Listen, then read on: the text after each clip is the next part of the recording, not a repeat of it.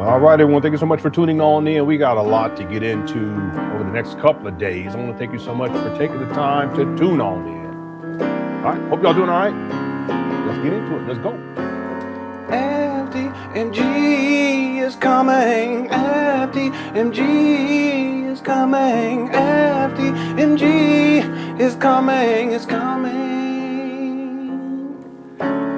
FDMG is coming. FDMG is coming. FDMG it's coming. It's coming. It's coming. It's coming. It's coming. It's coming. It's coming. It's coming. It's coming. Oh, it's coming. FDMG is coming. FDMG is coming. Thought his personality be twerking. It's twerking.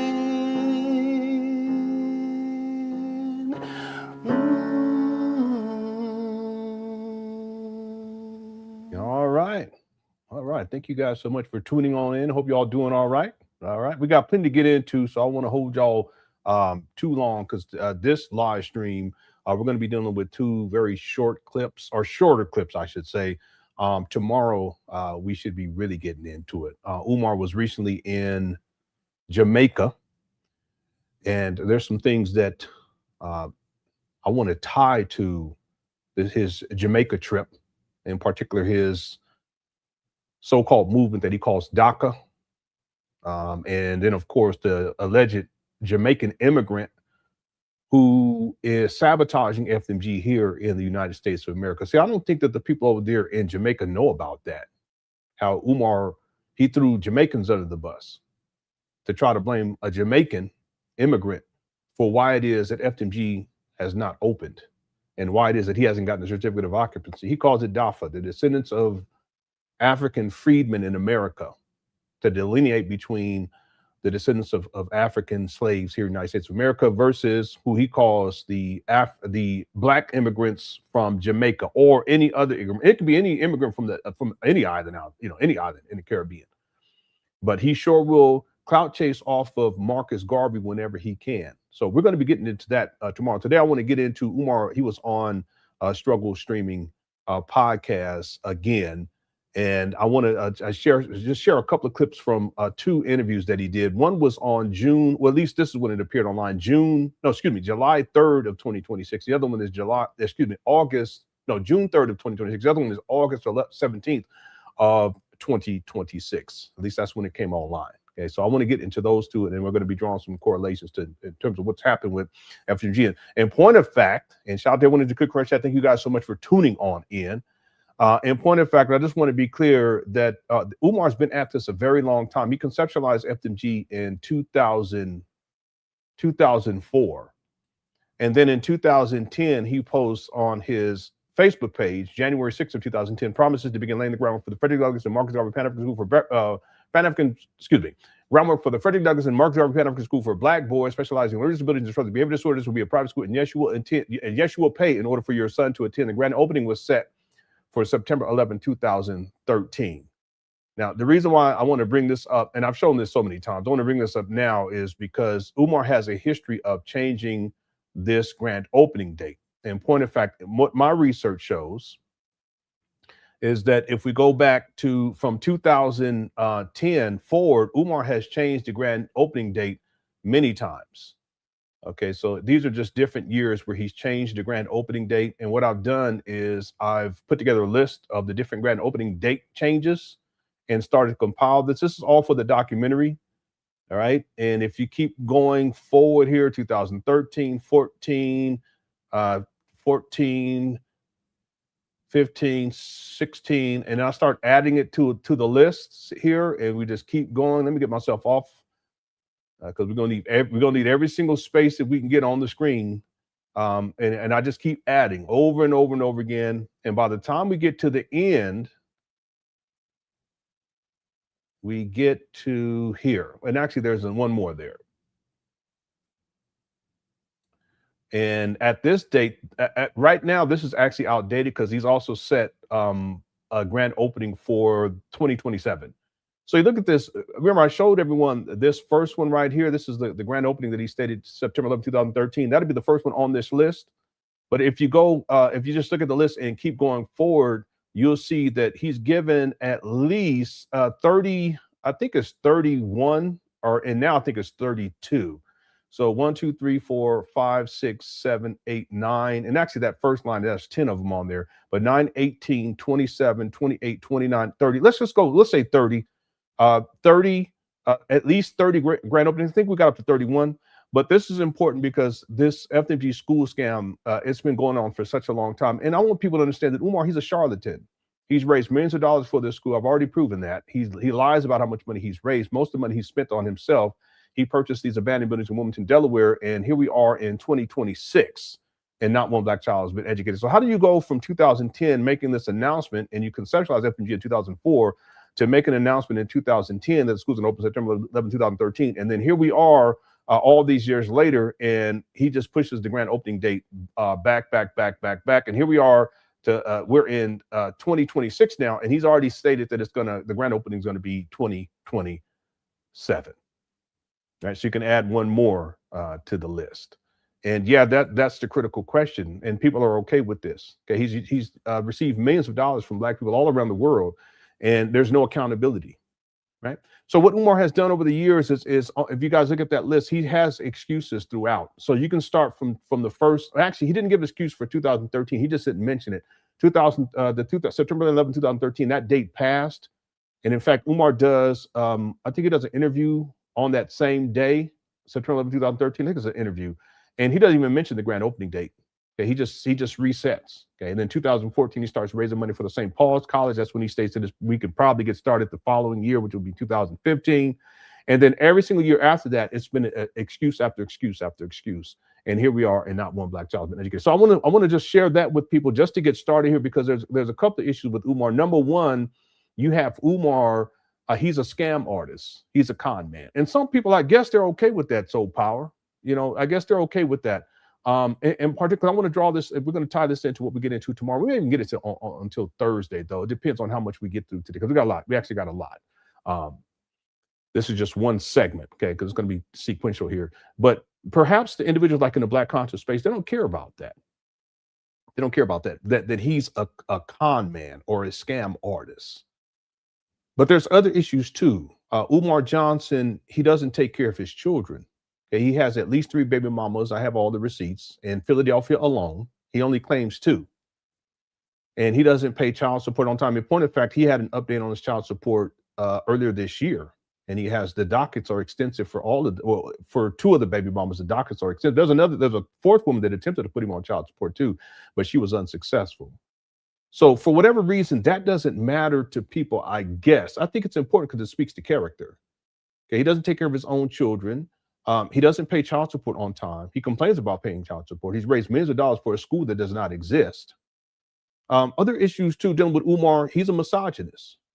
Okay, he financially and sexually exploits black women. We'll get into that too during this series. He is sexually and financially exploits black women. In point of fact, he does that a great deal. He's been doing that for many, many years. And there's literally hundreds of women out there that he's sexually exploited, literally. Okay.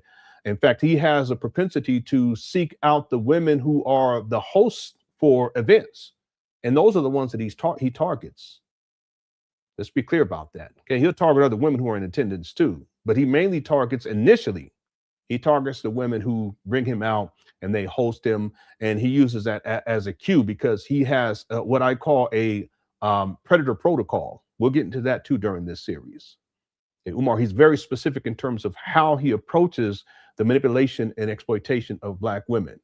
Okay? And I've said it, and I got to say it here too, that at this point, women who are okay with that, and if you're going to go along, you have no. I can't defend you. I can't. If you're going to go down that path, because there's plenty of information out here on the internet with the different women that have exposed Umar for his exploitation on different levels, that you can't justify, dealing with him, laying down with him, giving up the cooch, and then say that somehow you're a victim. At this point, no. Now, years ago, probably, yeah. But at this point, I can't do that. And I've done that for many, many years. But understand that his main target demographic is single Black mothers. And he initially targets women who host him, but he also likes to target younger ladies too, or who are vulnerable and who are simply not wise. And he's been at this for such a long time, decades in point of fact. So this is another issue of character too. And for whatever reason, I guess, he gets a pass and it doesn't matter to certain people. I think it absolutely should matter. Okay. He's a misogynist. Okay. He's financially and sexually exploits Black women all around the world, has been doing it for decades. He doesn't take care of his own children. Right. He's a deadbeat. Okay. He financially exploits the Black community. And most of the money he's received, millions of dollars that he's received for FDMG has gone towards himself. Okay. These are just some of the issues pertaining to Umar. He's mentally unstable. I'm going to provide some examples of that too. And we can come up with a whole bunch of examples that he doesn't have emotional control. He's not mentally stable.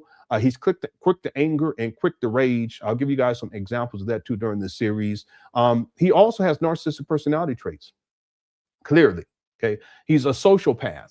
Okay, I would argue that he's a sociopath, but that he's borderline psychopath. Okay, that's problematic too. Okay, he tends to talk in ways that are heinous in a sense that he will talk about harming other people, including children. I remember he did a video where he talked about the boys. If they act up at his school, he's going to pound their damn chest in. He's called for the murder of Black boys.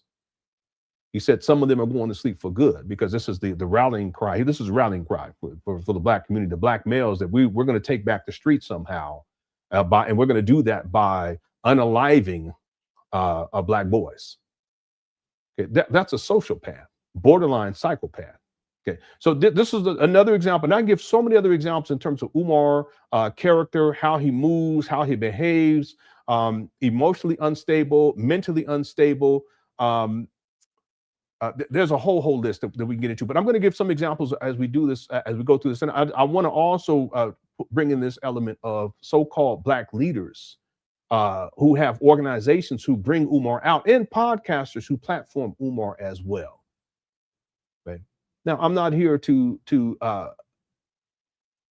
make them feel as if what they are, that they should be, well, no, they should be doing something different. But if that's what they want to do, that's what they want to do. But I just want them to be clear who it is exactly that they're platforming, who it is exactly that they're bringing into their communities for speaking engagements. And Umar's main goal is financial and sexual exploitation. So they are participating in that. In fact, they are enabling Umar to participate. They're enabling Umar to engage in that type of behavior, that type of predatory behavior. I'll give examples of that a little bit later on because I actually put together a list of that too. Okay, so over the next couple of days, and this may even go into next week.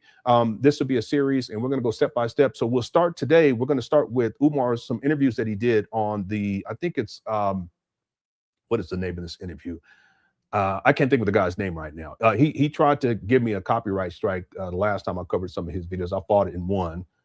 So if you want to go for it again, he's welcome to do so. Okay, but I'll tell you one thing: he's goofy. Platforming Umar, he's goofy. Okay, he's a younger brother too, so that's part of it too. I also think he's clout chasing off of Umar. Before he had Umar on, if you look at his videos, he gets like 20, 40 views. Sometimes 100, maybe 200. And I think when he first started, before he had Umar on, I think he had like 300 subscribers or something like that. I think it was less than that actually. Since that time, he's picked up subscribers. Okay, he's just clout chasing off of Umar, and he placates to Umar. And I'm gonna have to say this too: that any man who placates to Umar, you ain't a real man in the first place, because your primary responsibility should be to serve and protect. And you start in your immediate space. You protect and you serve your family, your children, your wife, your girlfriend, fiance, and then you extend that out. So if you're hosting Umar, not only are you putting individuals who are in your space in jeopardy, because this is his MO. This is how Umar operates. He's a perverted predator. I'll provide examples of that too, and not just towards older women, but younger women, but also girls. That's a whole nother dynamic that I didn't bring up earlier. But the other thing is that by platforming, you expose individuals in your space, but you're also giving him a platform to where, and other people will see Umar, and he will run his mouth as he does, and he's a master manipulator, and people will think that somehow his character is respectable, but in point of fact, it's not. And I'm gonna prove that during this series. Okay, even though it's already proven. That's why I don't get it at this point. I can't defend people who support Umar like that. And I can't defend the women who are willing to give up the cooch. If you're going to do that, you know, what that means to me is that with all the information out there on Umar, you would give it up to anybody if you just saw them in a particular light. You don't care about their character. You don't care about how they treat their mama. That's a whole nother thing. How they treat, because Umar, he doesn't let family members see his mama. She's a possession. So you don't care about how he's out here sexually exploiting other Black women. Even though you may want to get down with him, okay, that's on you, but you don't care about that. So you talk about Black community, we're going to uplift the Black community, but you're part of the problem too. Umar is definitely the problem, but you're part of the problem. See, the only reason why Umar has any relevance is because there is a vacuum in the Black community in general of strong Black male leadership. And if these podcast hosts were strong Black males and they had leadership skills and the proper discernment, which is part of it, having leadership skills, they wouldn't platform Umar. These hosts who bring them out, they wouldn't platform Umar. But see, when we have a situation where amongst Black people, there is a significant issue of there are not enough strong Black men in family and households taking on leadership positions. Just like Umar. He's 51, about to be 52. He doesn't have a family, but he's always talking about marriage. He ain't worried about marriage. He's still talking dating. Why are you 51 talking about dating? What kind of man at 51 talks about dating? See, he's not even the model of a man that would even have a sense that it's necessary to commit to a woman. That's why he hasn't done it, never been married, but he'll run through hundreds of y'all, potentially thousands of y'all over the decades. It's like I was saying earlier, perhaps people don't care about that, but it's only because well, it's not just only, but one of the main contributaries to this is the fact that there is a significant absence of strong Black male leadership, and there are Black women who they long for that. They want to be desired by what they perceive, at least in Umar, to be a strong Black man. But if you look at his character, you look at his life, you look at where he's at, what he does, how he operates, he's not a strong Black man at all. In fact, he's not even a man because he's living off of his mama in Section 8 housing at the age of 51, about to be 52, and living off of his mama. Has been homeless since 2019. These are all facts based upon research.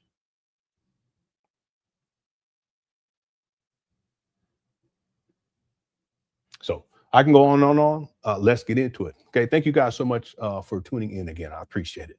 Yeah. Let me do this real quick. Let me get to these super chats, and then we're going to get into the first video. Scott Bullion says Umar is the world's greatest gig worker. He be dough dashing. He gets the dough, then dashes. Yeah, that's been his MO. Umar, he gets the dough, he gets the money, and then he leaves. By the way, Umar has mental health issues. He also has substance abuse issues. Okay, maybe that doesn't matter to people. He also has a gambling problem, a gambling addiction. Maybe people don't have an issue with that either. He's unhealthy physically too, by the way. People don't care about that either. And again, if Umar was sincere and he had his life together, he wouldn't be in the position that he is in today. And he wouldn't have to be running around trying to get dough and to crush cookies, as he calls it. Okay, he's been over in Jamaica, so getting that poom poom, as they say. That's the crushing of the cookie. That's what we used to call that. That's the or the VJJ, but also that's where we come from. We call it the cooch. So if you guys hear that from me and you're from the islands or somewhere, then you'll know what I'm talking about. It's a poom poom, right? So he, historically speaking, he does these speaking engagements. He preys upon the women who are there to try to exploit them financially or sexually. And then he dashes. He gets paid and he leaves. And then what he tends to do too, historically speaking, what he does is that he sets up a network of women that if he returns to those cities, he's already gotten that poom poom. So he want to come back. When he comes back again, he can get that poom poom again. And then he leaves. And see, some of you women, you guys are so weak-minded. I just got to be honest about it. You're so weak-minded and needy. You're weak-minded and needy that you go along with this. And this is supposed to be how we're going to uplift Black people. No, you're part of the problem too. You have to set a higher standard. See? And again, like I said, if there wasn't an issue of this, a lack of Black male leadership in the Black community, then you all wouldn't have to be like that. You wouldn't have to be so desperate, as people called a pick me. You wouldn't have to be like that. But see, that's stuff that you guys have to deal with yourself. Introspect. That's introspection. Why am I going to give it up to this guy?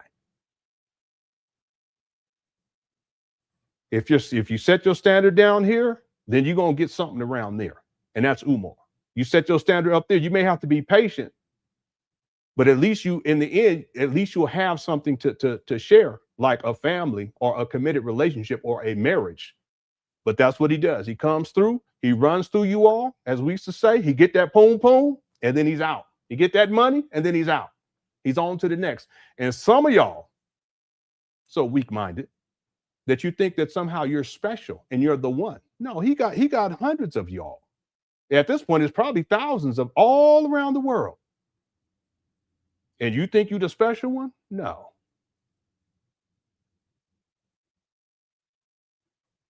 That's not even intelligent. It's delusional thinking. All right. Thank you for the super chat, Scott. Anita sent in 2 jewels and says, Silver Star, thank you so much. I appreciate it. What's up, Black Morrow? Says, not one child educated, not one child graduated. No. See, and you would think that if Umar was serious, he would have had something going on by now. He hasn't even educated a child. He's never been a teacher. He claims to be a scholar, but he's not a scholar. He's not peer reviewed. He's not in any scholarly journals. He doesn't have scholarly peers. He's not well researched. That's why when he comes up with statistics, oftentimes, and not all the time, but oftentimes he comes up with statistics, and we go and we fact check them, and he just makes them up on the spot. Often. He's not a scholar.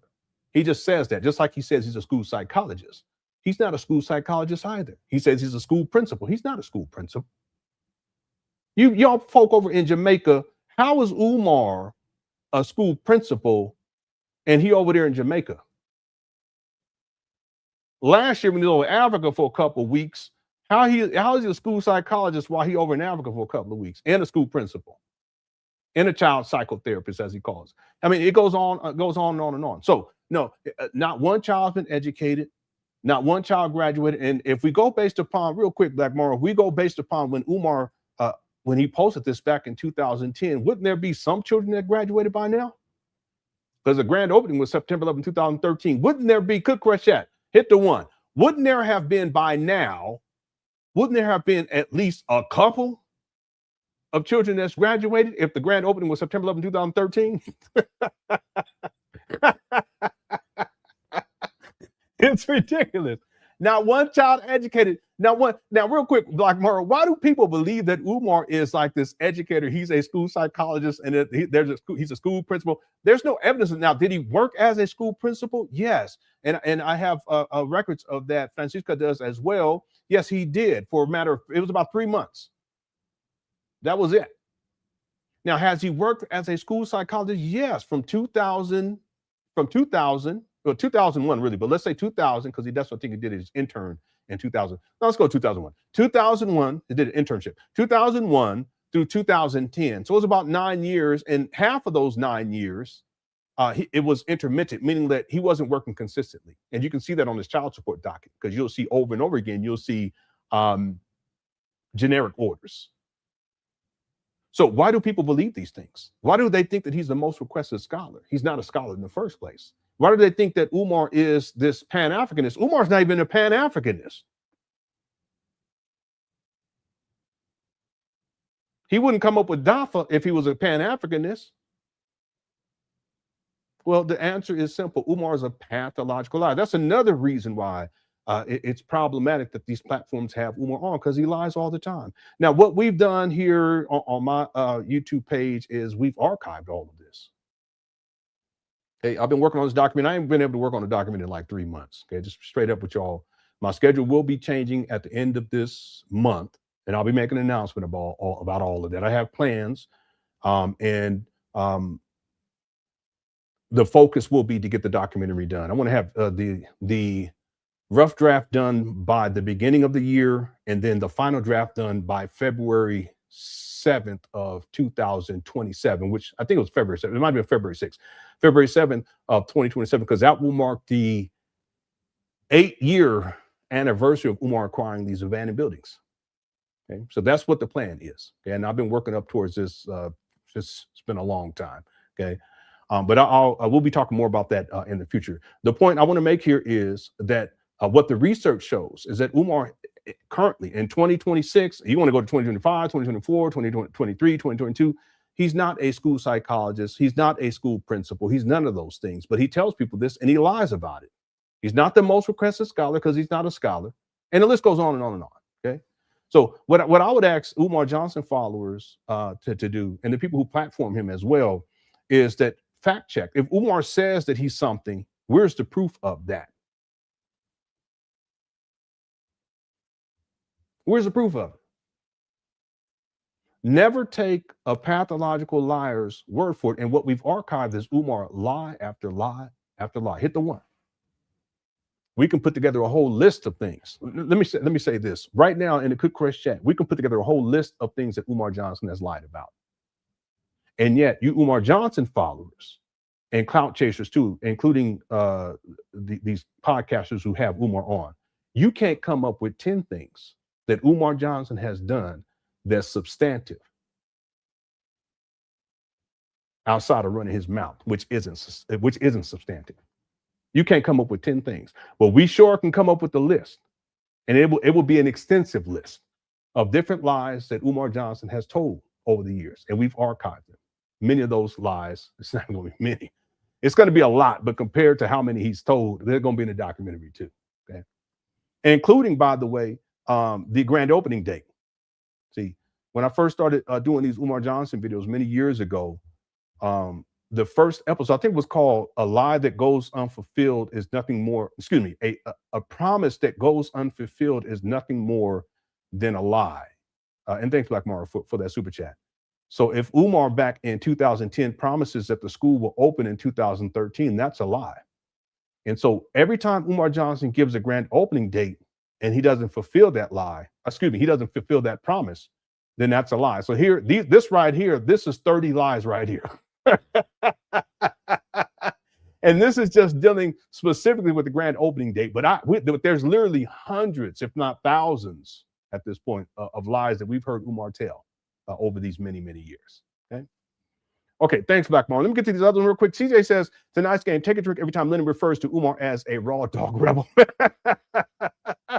But, it's the truth. Umar, in addition to being out here sexually exploiting these women, he's careless. So, I have to say that if you live that way, you're careless anyway. Especially, he's 51, he's about to be 52. That's what I'm saying. You women who give up the poom to this 51-year-old, about to be 52-year-old deadbeat who has 3 baby mamas already, who's living off his mama in Section 8 housing and scamming the Black community out of millions of dollars, et cetera, et cetera, et cetera. You guys got to start looking at yourself too. Because all the information is out there. We're going to get into that during this series too. Umar was dealing with a stripper back in the day. Why would you lay with the man who was dealing with a stripper? And he's a raw dog rebel. That means that he don't want to put on any protection. And if he's out here running through all these women, why would you lay with him? Well, I didn't know. Well, why don't you know that? You should know that before you open up them legs and give up that thing like that. Real talk. That's this for everybody. Just don't be throwing it out there like that, because you don't know what you may come up with at a certain point. You look down and something ain't okay. Anyway, thanks, CJ. And it also shows Umar doesn't care. He don't care about none of y'all, not one of y'all. Some of y'all think he does. Some of y'all think you're special. You're not, and he doesn't. Okay, deal with the reality and move on. Okay, to be in your best interest. All right.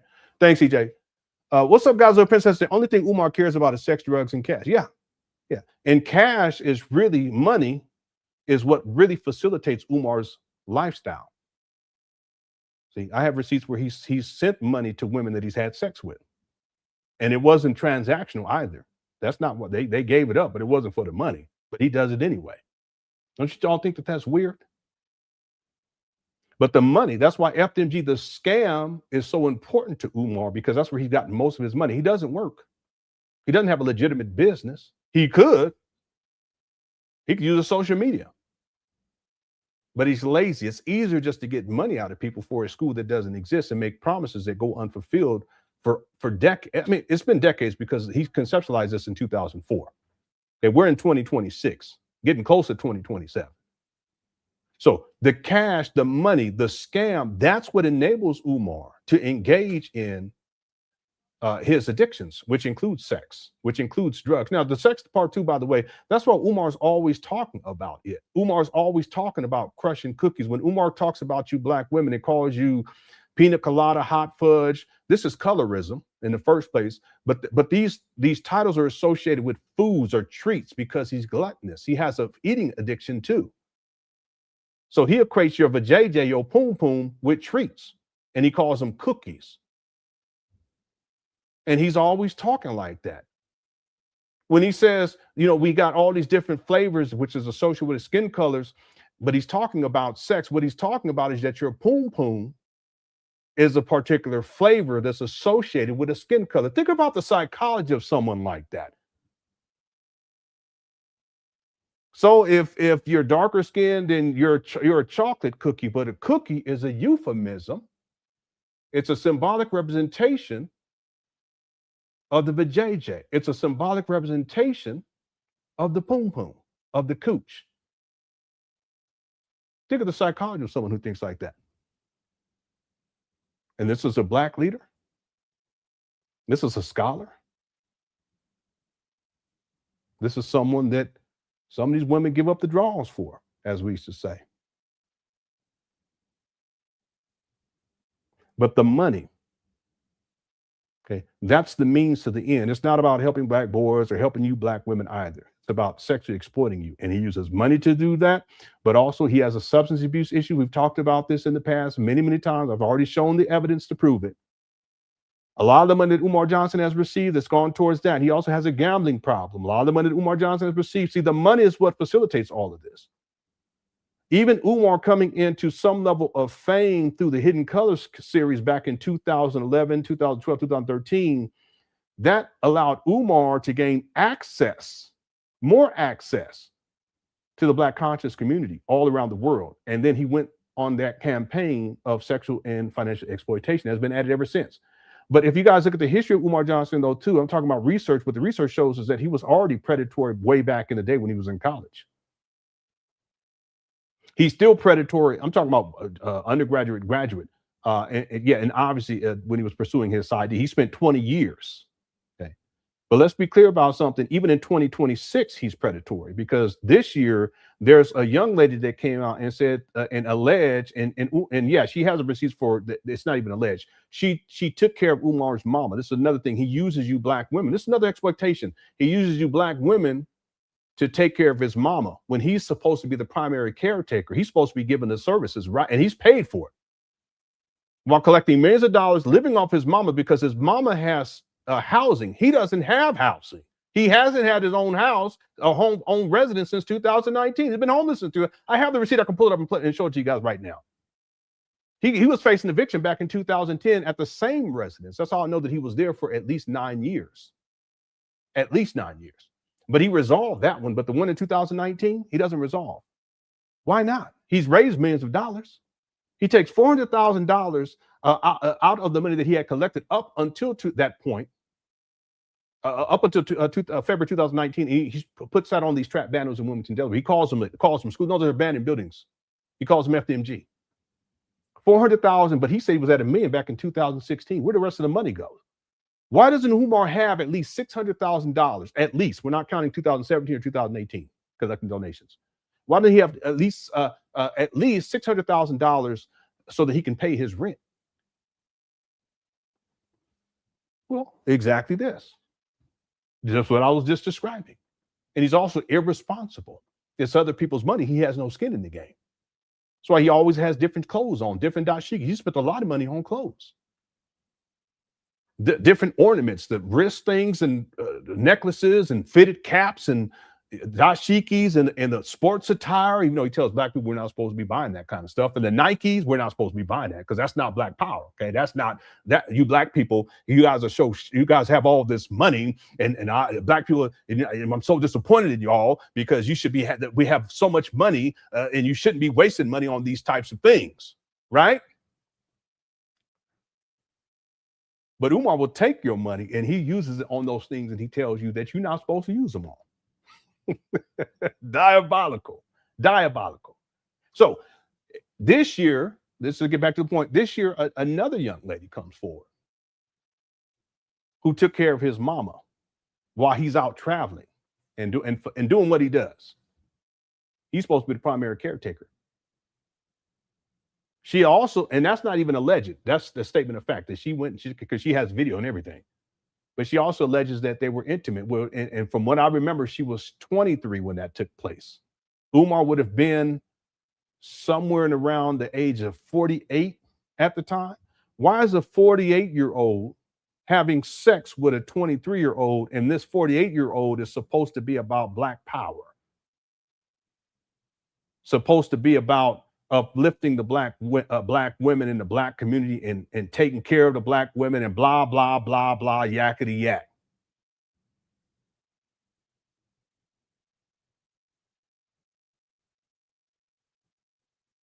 And there's more out there. In fact, one of the women that he impregnated, she was in her early 20s and he was in his early 40s when he impregnated her.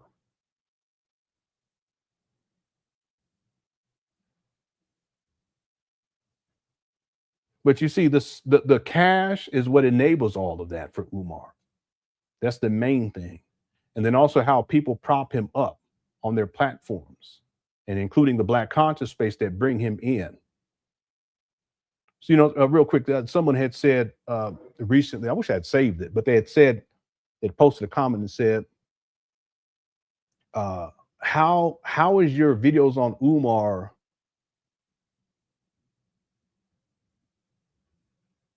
praising the Lord? Something to that effect. I can't remember the exact terminology. And I thought to myself, how is that you, as a so-called Christian, you don't even realize that you're defending Satan in the first place?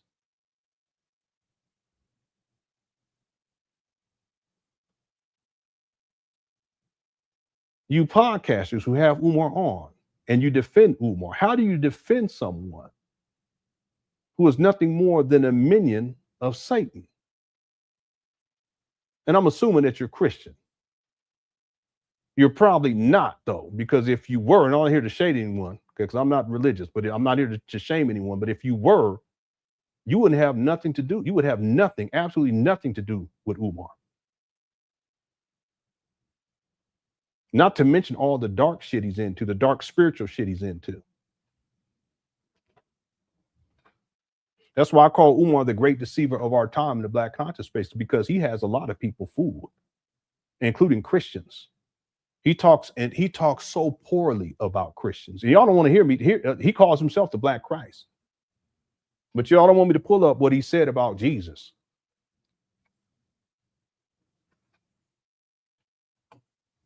If you're into that. Okay. Thanks, God's little princess. Quiet Surfer became a new member. Thank you so much. Yeah, we'll be doing another member live. We're covering Cheyenne Bryan and some other stuff. It's wild, okay? Okay.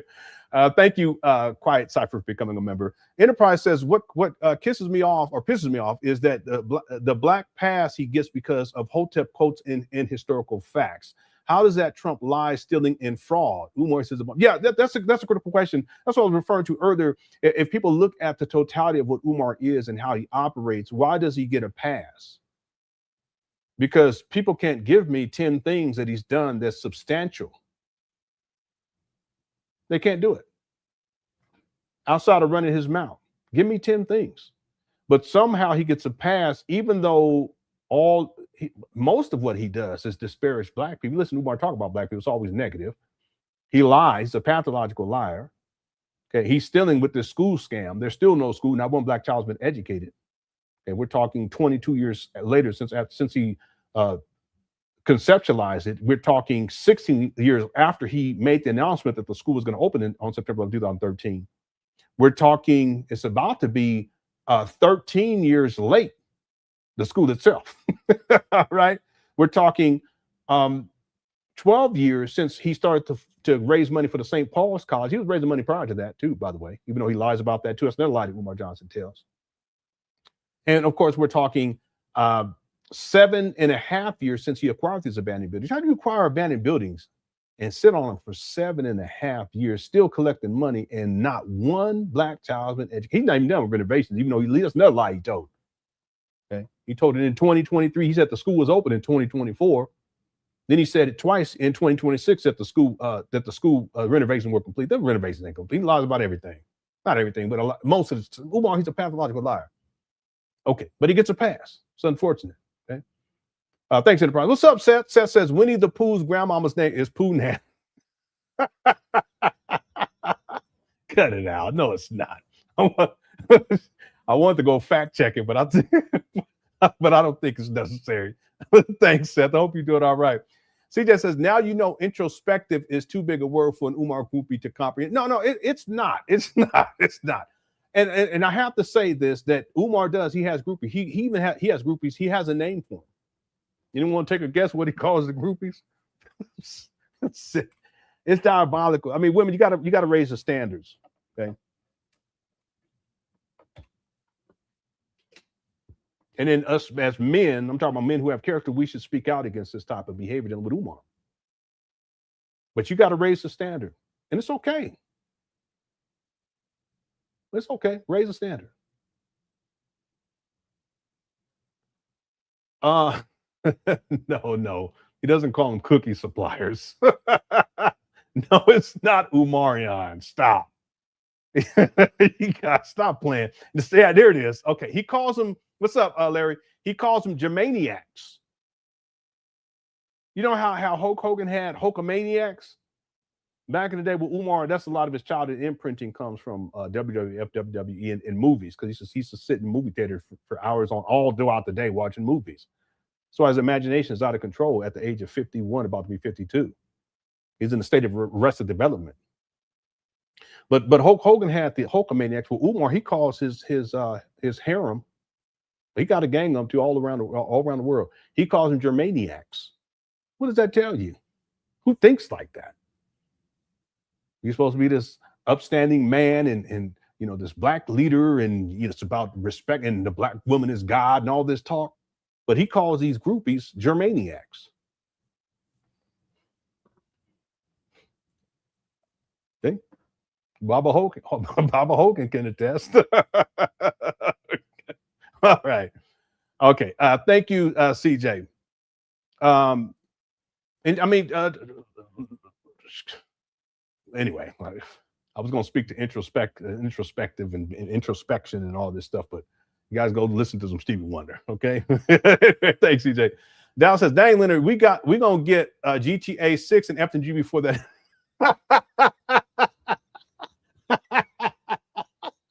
Oh, man. Yeah. But the thing is, I'm doing it. I haven't collected any funds for anything. I'm working on. Well, I haven't worked on it 3 months. I just haven't had time. Yeah, but I'm about to though. I'm about to, and I've been working towards it for a very long time. I got plans. Okay. Yeah, I think we're still in 2013, so I still got 13 years to go. Yeah.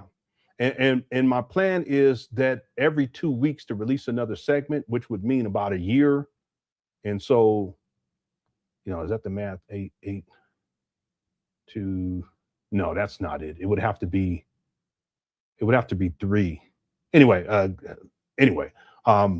my goal is to have it done, the rough draft done by the beginning of the year. And then by February 6th or 7th, that's when he made the school announcement. To drop the final version here on YouTube. And that will mark 8 years since he acquired the abandoned buildings.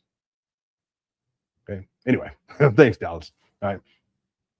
Okay. The profiler sent in 10 jewels and says, hiding. Thanks so much, profiler. Appreciate it. What's up, James? Says Blue said he pays 500 a wop. Yeah, she sure did. That's from a long time ago. That's another woman who, and again, for me, I never, until like last year, because Umar was tripping, I said, okay, well, if you want to trip like that, let me go ahead. He was doxing my wife and doing foolishness. But there was another woman that alleged that she had, and I didn't talk about, that's what I'm saying, alleged, she had alleged that she had dealt with Umar and that he was real shady and perverted, and how, yeah, he'll pay for the poom too. Okay, but we're going to leave that right there. But I know what you're talking about. Thanks, James. There's another woman that alleged that Umar SA'd. Okay, she was in a wheelchair. She was a stroke victim. She had a stroke. And I haven't spoke with her, so I listen. That's what she alleged. Okay, but this other stuff that I'm talking about with this younger lady this year that came out, and Umar had hired to take care of his mama. Yeah, that happened, and she alleged that they were intimate, and I believe her. Okay, because Umar has a history of having these women come through to take care of his mama, and then he'd be having sex with them too. He's a sexual deviant. He's a pervert. That's what I'm saying. It makes no sense that people would even support Umar on this whole school thing, because he has no business being around children in the first place. When he was doing the college tours, he was being perverted with his cell phone with these little girls. And when I say little, these were what, 8th, 9th graders? Thank you, James. Let me show you guys what I mean when I say with the phone. This is supposed to be for later, but that's okay. So Umar has a history of this type of behavior.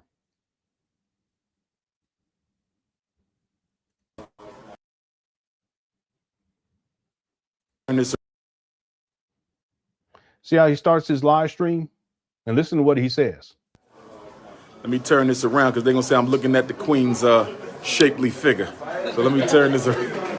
No, that's exactly what he was doing. And he was filming it. Again. Let me turn this around, because they're going to say I'm looking at the queen's shapely figure. So let me turn this. See, and he says that they're going to say that. This is what Umar does. He projects it onto other people. There's another example, what I call the predator protocol, where he'll be live streaming, he'll be trying to get at these younger ladies. And he'll say, the people in my chat room, the brothers in the chat room, they're asking if you're single, but no one, and you see his live stream, you can see the chat room. No one's asking if the young lady's single. Umar's projecting. He's the one asking. Yeah, that's what I call the predator protocol. Well, he does that here too. Well, you see how he starts the live stream on this woman's body like that? He's a pervert. He does that to these little girls too,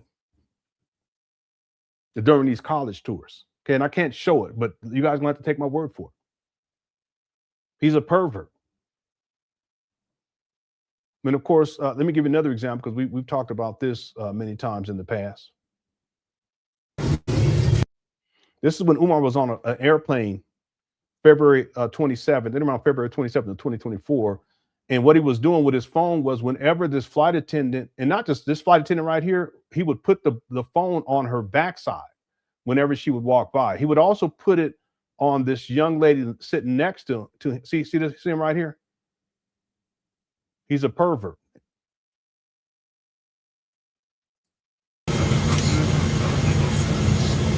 See, he thinks it's funny. There's nothing funny about it.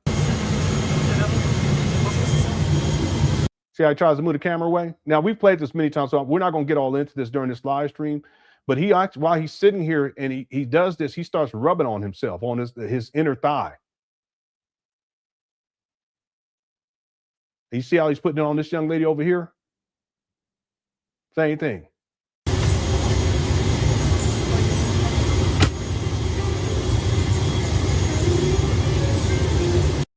The point I want to make, and there's plenty of other examples of this, the point I want to make here is that he does this, he did this to these little girls during his tours. So he was giving these college tours back in the day.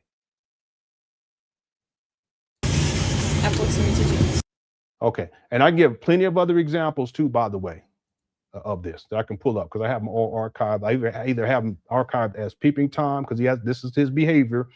Some of y'all may not be familiar with that. what that term, like that's an older term, but peeping Tom, pervert. I have it listed under pervert. And it's just something else too. By the way, let me share something else with you guys. This is from the Big Papa podcast. It was a podcast that Umar Johnson did. And listen to what he says right here. Where they will have dinner in their business suit with their class and class teacher by moving up a grade and second grade, third grade, and fourth grade.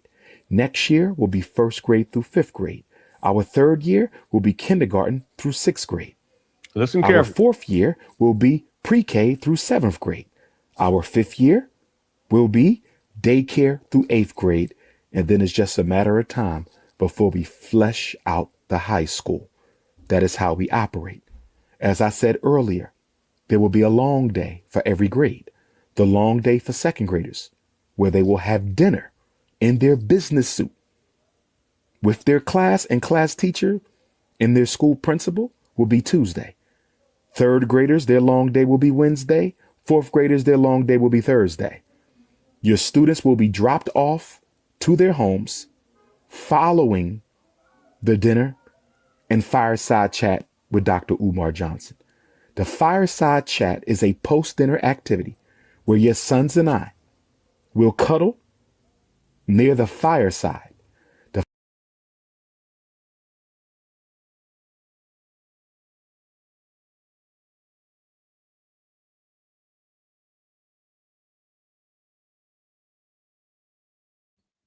Yeah. This is from, that video's from 2022. That it's a podcast. It's an audio podcast. It's from 2020. But see, in 2019, Umar was talking about the little boys coming to the school and they're going to have dirty drawers on.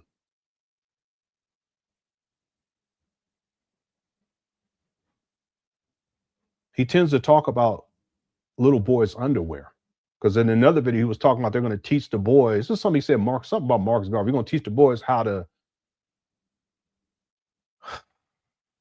manufacture their own underwear.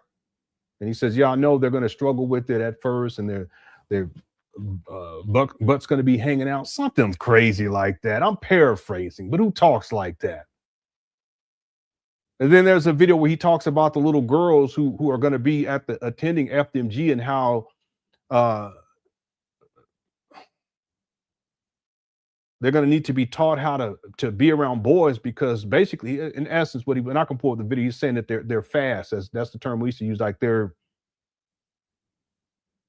I don't know what the term is, sexually aggressive, and that they're going to jump on a little boy's back and say, take this rotten cookie. Well, what's a cookie? That's a poom poom. So he's saying it's a vajayjay. So he's saying, take this rotten, the little girl saying, take this rotten poom poom, vajayjay. He has no business being around children, period. And I'll give us so many other examples I can pull up. All right. And thanks, James, again. And says, I really believe he took psychology so he could learn how to manipulate people. Yeah, I think that he's used it to manipulate people for sure, especially Black people. That's why his talking points is to trigger emotions in Black people, and fear mainly, and desperation. And then that's how he's predatory in that way. I mean, this guy, he's been doing this for such a long time. He has a predator protocol, and he uses psychology.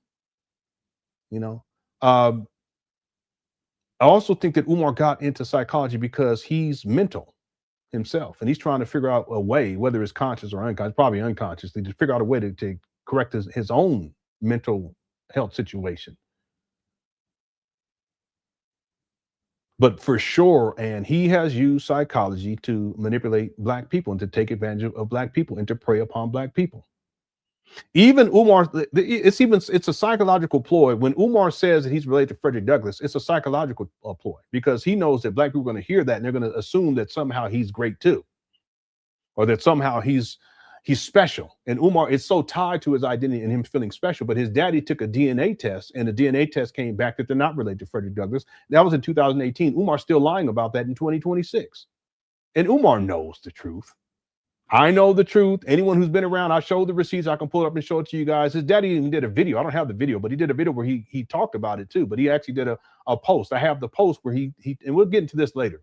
He has a post. Umar still lies about that. But why? Because he knows that if he associates himself with the great black leader as a means of psychological manipulation, he knows how black people are going to respond to that. He knows how mentally they're going to interpret that, and then how they're going to act based upon that, how they're going to act towards him, how they're going to treat him, how they're going to be more inclined to give him money or to be supportive of him, and in some cases to give up the cooch, to give up the poo-poo. So with Umar, it's all psychological warfare with this guy. It's manipulation, sexual exploitation, and the main means that he does this is through psychological manipulation and emotional manipulation, but the psychology and emotion go together.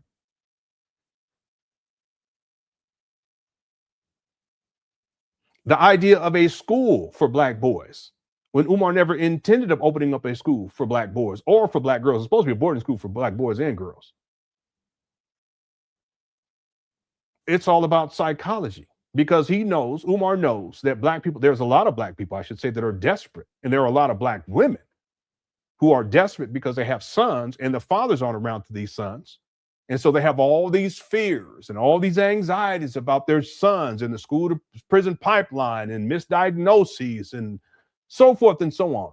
So Umar, he presents himself as the savior figure. He called himself the Black Christ, literally, and the Black Messiah. And because of desperation, Umar knows that he can just simply use psychology to manipulate these people so that they will respond to him in a particular way and then react or take action based upon how he manipulates them. He's been doing this for decades. That's how Umar has been able to survive, because he doesn't have a job. He doesn't have a legitimate business. He doesn't even have his own residence. He doesn't even have his own vehicle. He rents cars with FDMG donation money. So how does he survive? Psychological warfare, emotional manipulation of black people. So yeah, you're right. That's what he's used. And see, people say, no, he's a school psychologist. He's not a school psychologist. I said this months ago. You Umar Johnson followers who believe that, I want you to provide me with a receipt that Umar Johnson is a school psychologist in 2026 or in 2025 or 2024 for that matter. Give me evidence, fact-based evidence that I can go and cross-reference and then corroborate. You can't do it because he's not a school psychologist. Just like people say he has a school. No, a school is a place of learning. You can't prove that he has a school because the school does not exist. There is no learning going on. There's no teaching going on. He doesn't have faculty or staff. He doesn't even have students. So what are you talking about? See, and again, and the reason why people, they believe these types of things about Umar is because of the psychological manipulation. He tells them that he's a school psychologist. He tells them that he's all these things, and I have a school. He don't got no damn school. There ain't no school. My kids are about to go back to a school. A school is a place of learning. There's faculty, there's staff, there's IT infrastructure, there's Chromebooks. Because I had to put the insurance on their Chromebooks last week. There's students. Umar has none of that. He got some mold-infested buildings. That's not a school. But again, and because he's told people that over and over again, that the psychological manipulation, one of the tools that's used quite often is repetition. And Umar's repeated these lies over and over again that his followers believe it, and they repeat it verbatim without any critical thought whatsoever. But if you Umar Johnson followers, provide me with a receipt that Umar worked as a school psychologist in 2026, okay, and today is August 18th of 2026 or 2025 or 2024, and I'll cash app your PayPal you $100. He doesn't even hold any certification period, but he doesn't hold a certification as a school psychologist. He's still telling people that he does. You see, there's two databases that you can look at, at least two that I found, that you can look up certifications. You can look up whether or not, and really, real talk, if he's a school psychologist, that would be on the school website. Just like if you guys go onto your child, if you have children and they're in school, go onto your child's website, your child's school website, and go look up who's a school psychologist. Maybe a couple of them. But there's going to be a person you'll see the person or persons, you'll see a picture of them, you'll see their whatever degree, certification they have, a little bio thing. You're not going to find that with Umar. Ever. Why not? Because he's not a school psychologist. And yeah, he was a school psychologist back in the day, but it was intermittent for 5 years. And for the other 5 years, it was early 2000s in the Philadelphia School District. And that's why but back then, you're not going to have that type of information like readily available. I mean, it probably should have been, but it wasn't, because I've already looked. The point is, yeah, back then he was a school psychologist, but you guys can't provide me with a receipt in 2026, 2025, 2024, 2020, etc. You can't provide me with a receipt. And if you do, email it to me and I'll cash up your PayPal you $100. And then I'll come back and I'll issue a public retraction and apology, and then I'll have that in the documentary. The only reason why, and I apologize for belaboring this, the only reason why Umar Johnson followers believe that foolishness is because he tells them that. That's called mind control, and that's psychology. See, a lot of people don't know this about me. I spent a lot of time studying, analyzing mind control and media manipulation. And that's what media does. It's about mind control. And Umar uses psychology to manipulate people, but media uses psychology to manipulate people. All right, thanks, Ann. Nidra sent the 2 jewels, a silver star. Thank you so much. I appreciate that. Okay, you guys give me 5 more minutes. We'll get to the first video. Dallas says, man, them Umar Johnson's birthday Nikes with the RBG color was, yeah, a fire. Gotta admit, fam. Yeah, Umar, there's people that sent him gifts. And I remember the Nikes. He tells black people we're not supposed to be buying Nikes because Nikes is against the black community, blah, blah, blah. Then he goes in on Michael Jordan because he's always hating on black athletes and any successful black person while he's living in the mama closet in Section 8 housing, right? They've sent him, I remember they sent him a laptop. They sent him phones. They sent them Prada cologne, jackets, and the list goes on and on. In fact, did I actually, let me see if I download this, because James sent this to me the other day. Yeah, I didn't download it. Yeah, let me do a screen grab right quick, because Umar's birthday is coming up. And this is a good opportunity to kind of prove another point right here. That Umar's not a family man. He got baby mamas, though. He run through you women, but he's not a committed father or husband. He's not a family man. He doesn't have that in him. He doesn't sacrifice for anybody else. He'll tell you all that he does, but no. What he does is he leeches off everybody else. That's what he's been doing that since 2011. Okay. Let me see. Where is this receipt? Here it is right here. Yeah, I thought I downloaded this. You know, I downloaded it. Maybe it's in my 2026 folder. Let's see.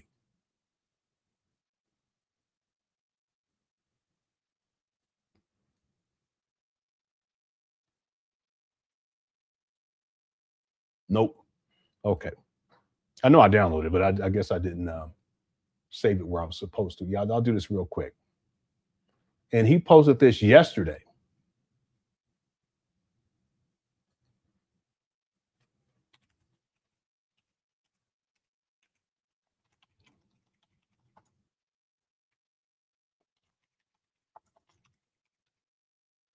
And he does this every year, though. So it's not extraordinary, but I want to use this to prove another point. It's an important point, in my opinion. So here it is right here.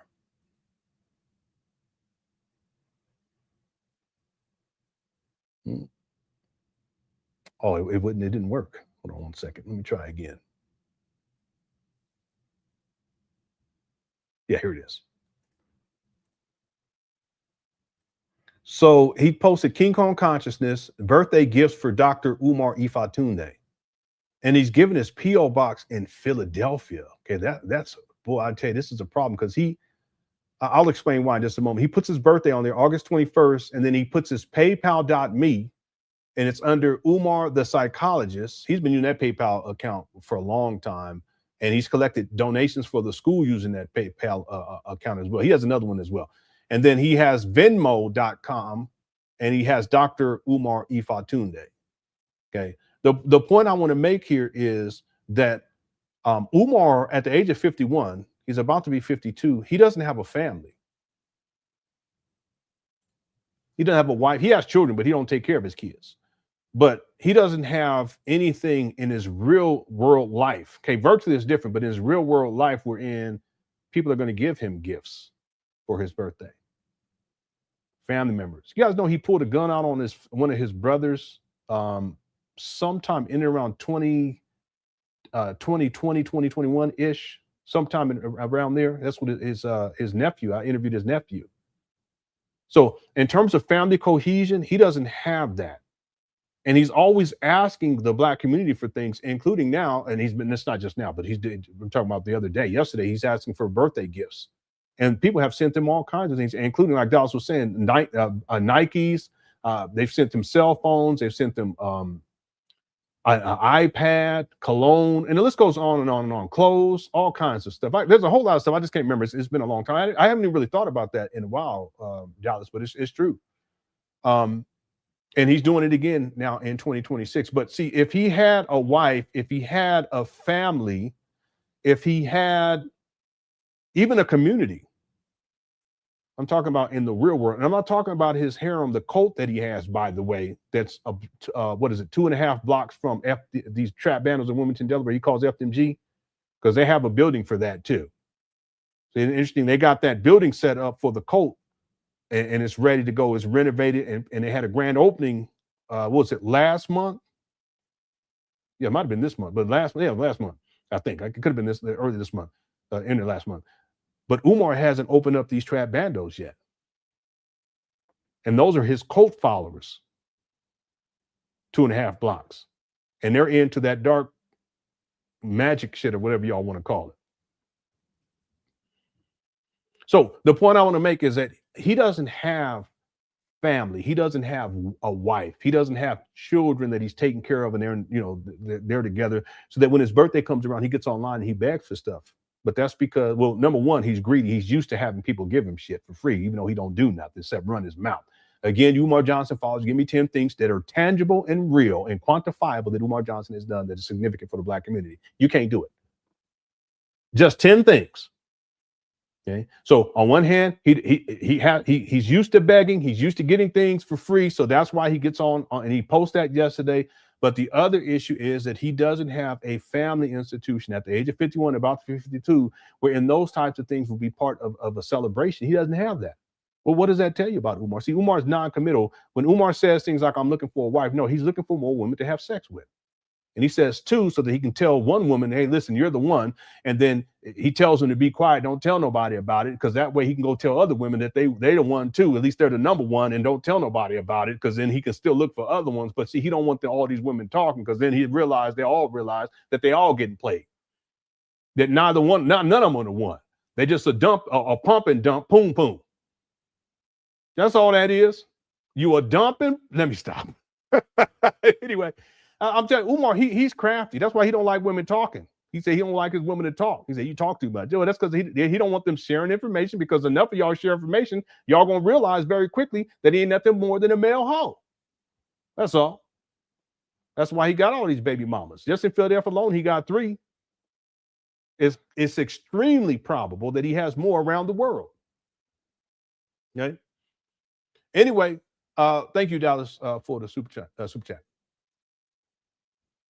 Estevada says today is happy birthday to Estevada. Sing happy birthday. Happy birthday to you, Estevada. Happy birthday to you, Estevada. Happy birthday, Estevada. Happy birthday to you. All right, congratulations. Many more to come, sir. Many more to come. All right. Thank you for the super chat. And also Phoenix, thank you for the 10 jewels, says hiding. Thank you so much. I appreciate it. And also Silver Star, thank you so much. I appreciate that. TJ says, why would the boys cuddle by the fireside, Umar? Yeah. I remember he said something like, we're gonna kidnap the kids from their homes and take them out to the wilderness and teach them how to be men. When he did those college tours, there's a video, and it's diabolical. He's filming. You know how I showed y'all how he put the camera on the women's body parts. One time he was in a Frederick Douglass house and he was doing that to this woman. She had on all white. She was part of in the cult. She was in the Ifatunde University. That's the cult. Okay. But he was following her around, putting his camera on her backside. Okay. He was doing that to little girls too. And he did it to this one little girl. She was dancing. And then there's a little boy sitting next to Umar. He takes his phone. After he does that, he takes his phone and puts it under the table and puts it into the little boy's crotch to where he can see the little boy's crotch.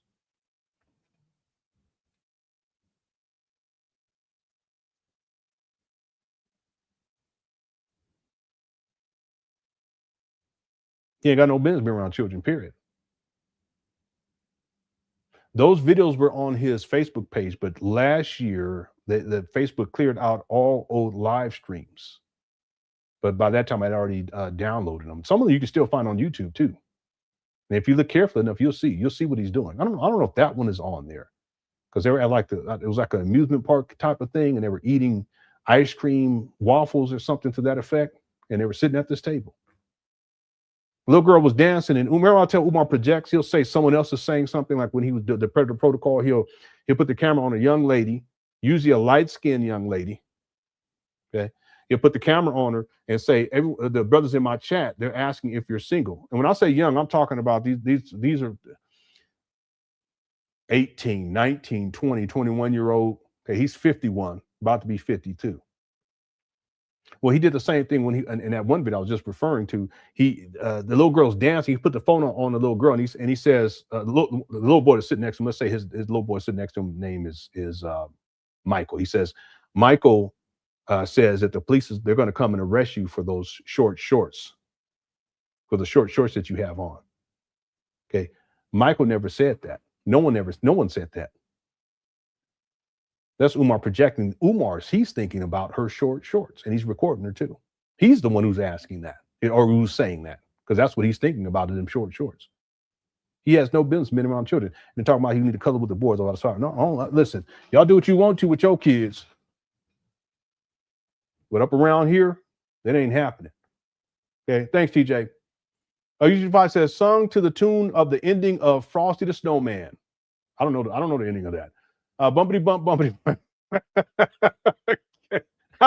Listen, I don't know the end of it, so I can't sing it. Okay, I don't think I want to sing it. I was going to use it 225. Thank you for the for the super chat. I appreciate it. The profile says Umar is a monster. I've always wondered how extensive living in poor air quality, hoarding home, and the moldy trap vandals has damaged his brain. Yeah, the thing is, Umar had problems before though, because we can go back to older videos and we'll see. I put up that video. I remember when I first found the video, I was really perplexed, and that was the video where he's stimming. Let me see if I can pull that up right quick. In fact, I'll also pull up where he flips his phone. Matter of fact, let me pull up the phone video where he flips the phone. I'll let that play, and then I'll go and pull up the other one. This is what I mean by Umar.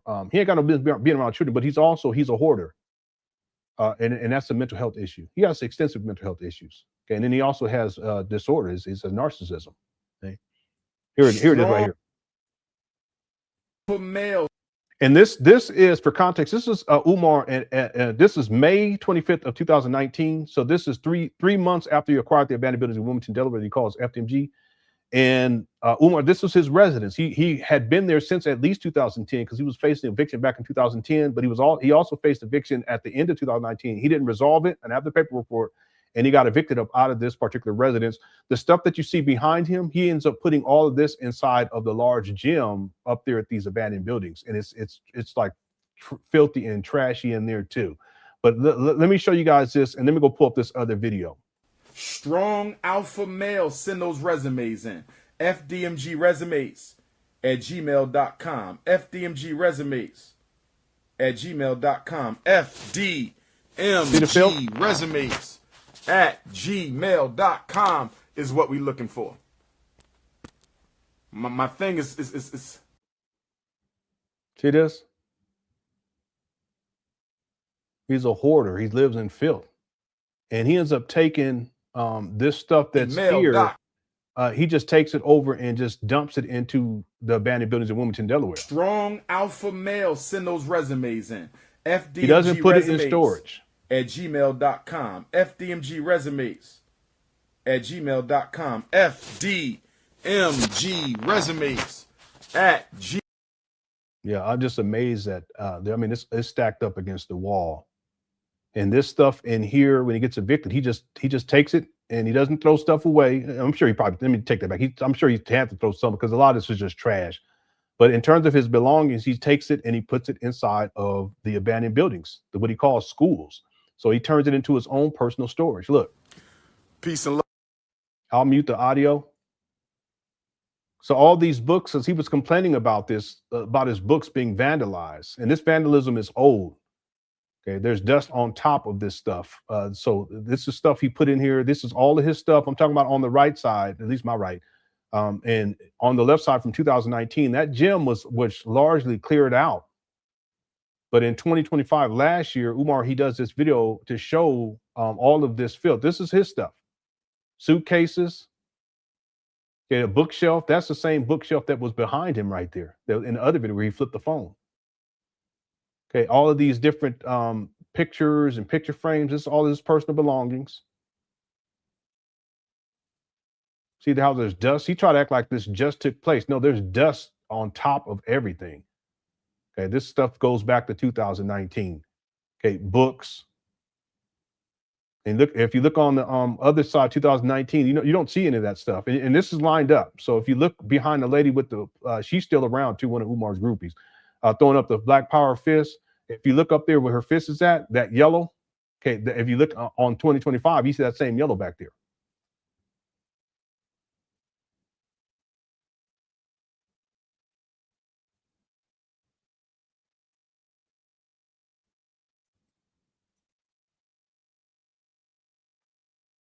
This is all Umar's stuff. See the fitted caps. See, other thing, Umar, he doesn't wash clothes or stuff. So he'll wear stuff and then he'll just put them in bags. See, this is all money because he don't have a job. This is all or legitimate business. Okay, he could be doing on. I've already talked about. He could be doing on social media. He could be making $400,000 a year if he scaled it up over time. But to start, he should be able to do at least 150, at least easy. Yeah, but he's not tech savvy and he's lazy because it does take hard work and it takes organization. He has no organization skills. Yeah, there's that RBG shoe too, by the way. We were talking about that earlier. And then look right there. There's that TV. That's that big back TV right there. But that's the same big back TV y'all see right here inside of his apartment from 2019. Resumes at gmail.com. See it back there? See, this is 2019, and this same big back TV is sitting up inside of these trap bandos in 2025. So yeah, it's a serious hoarder situation. There's mold infestation. We've talked a lot about that. We were talking about that in 2019. There ain't nothing new. It's just gotten worse. Okay, and he's up in these trap bandos, but his own living conditions were deplorable. That's the point I want to make the profile. His living conditions have been deplorable for a long time. And I'll pause it here. Let me take them. I will speculate that it is likely that Umar has been a hoarder for most of his life, going all the way back to at least 2010 when he was facing eviction the first time.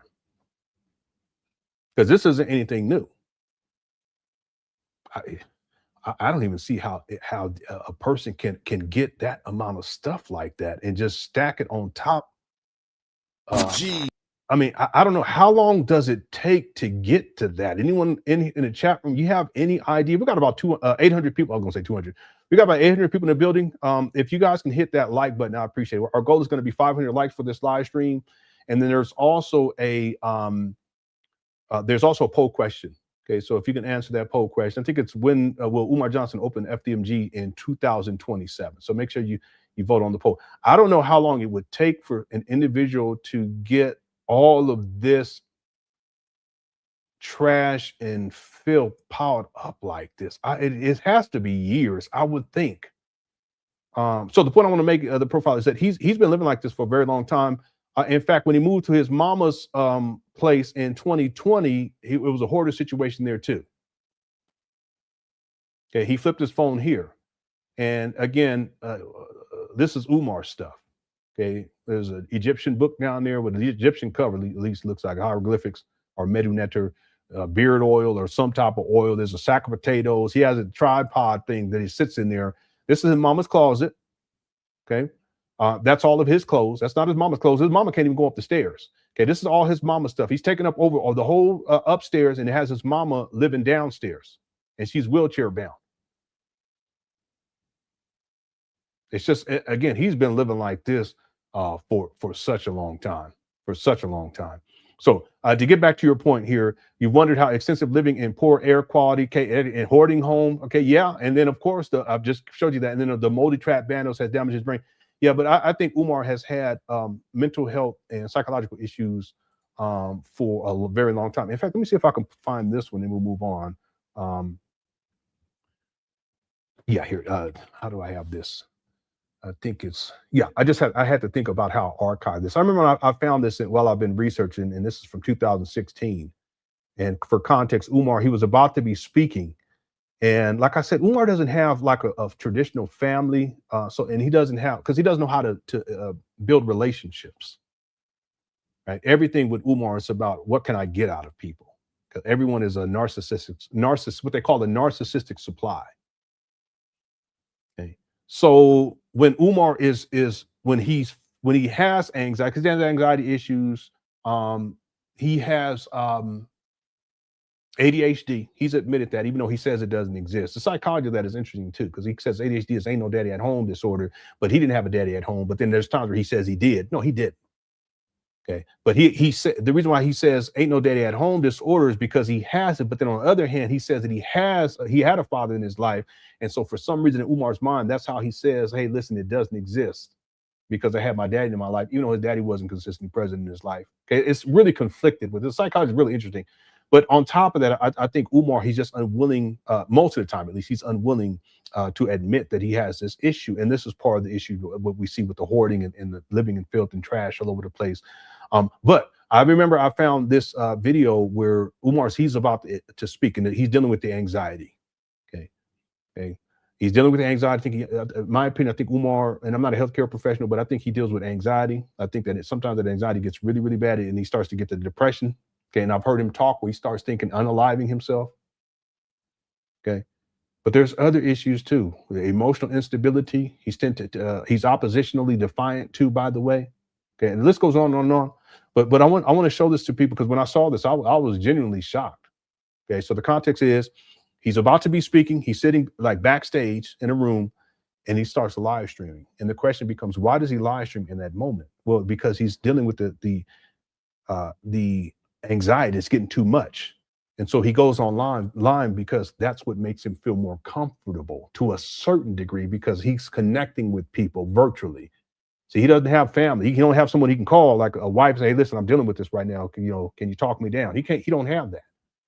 See, his life is played out over the internet in these ways, but that's because he does not, and he cannot, and he will not establish meaningful, loving, respectable relationships with human beings in the real world. Okay, and then he has his rag, this red, black, and green rag. Okay, he tends to carry this wherever he goes, like when he has speaking engagements, and this gives him comfort. Okay, it's called stimming, but the tapping is part of it too. See him grabbing, and he's with his fist. See that?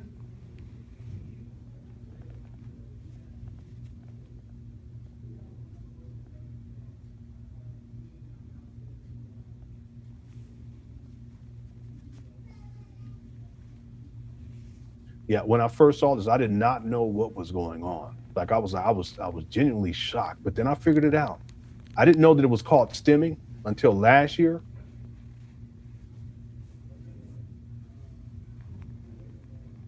See, this is his way of regulating his emotions, or at least attempting to, and clenched fists, this type of thing.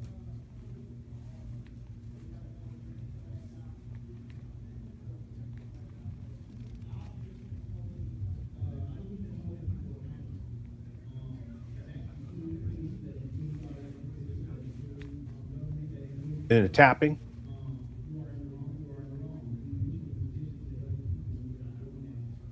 Yeah, let me let this play. There's one other example I want to give you guys, and I found this one recently too. It's from 2013. It might have been 2012, but let me see.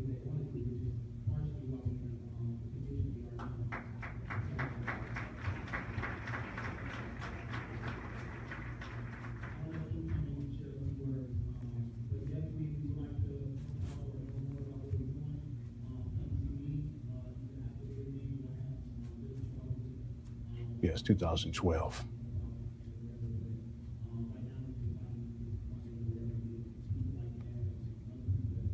Yeah, here it is right here.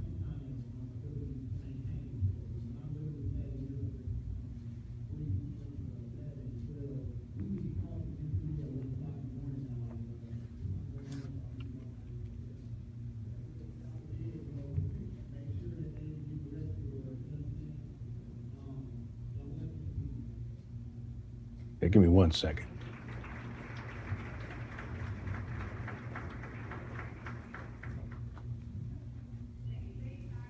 Yeah, well, Estevados was asking, why film this? Well, again, it's his way of connecting to someone, even though it's virtually, because he's dealing with something. You know, it's just he's mental at this. His emotion, it's emotional. He has a difficult time regulating his emotions, and the anxiety gets overwhelming. Again, I have anxiety issues too, especially when it comes to children. You know, like I worry a lot, and sometimes like it's not even. It doesn't even make sense for me to be worrying, but I tend to do that. So I mean, people, we all have something, but Umar, his is a lot deeper. See, is this tapping too? And he takes this rag. You guys start to look out for this. You guys see Umar Johnson, Umar Johnson, him speaking somewhere. You'll see him. He'll have that rag with him because it gives him comfort. And again, I'm not saying all this to shame him, because again, I have anxiety issues too. Okay, it's not this severe, so I can relate.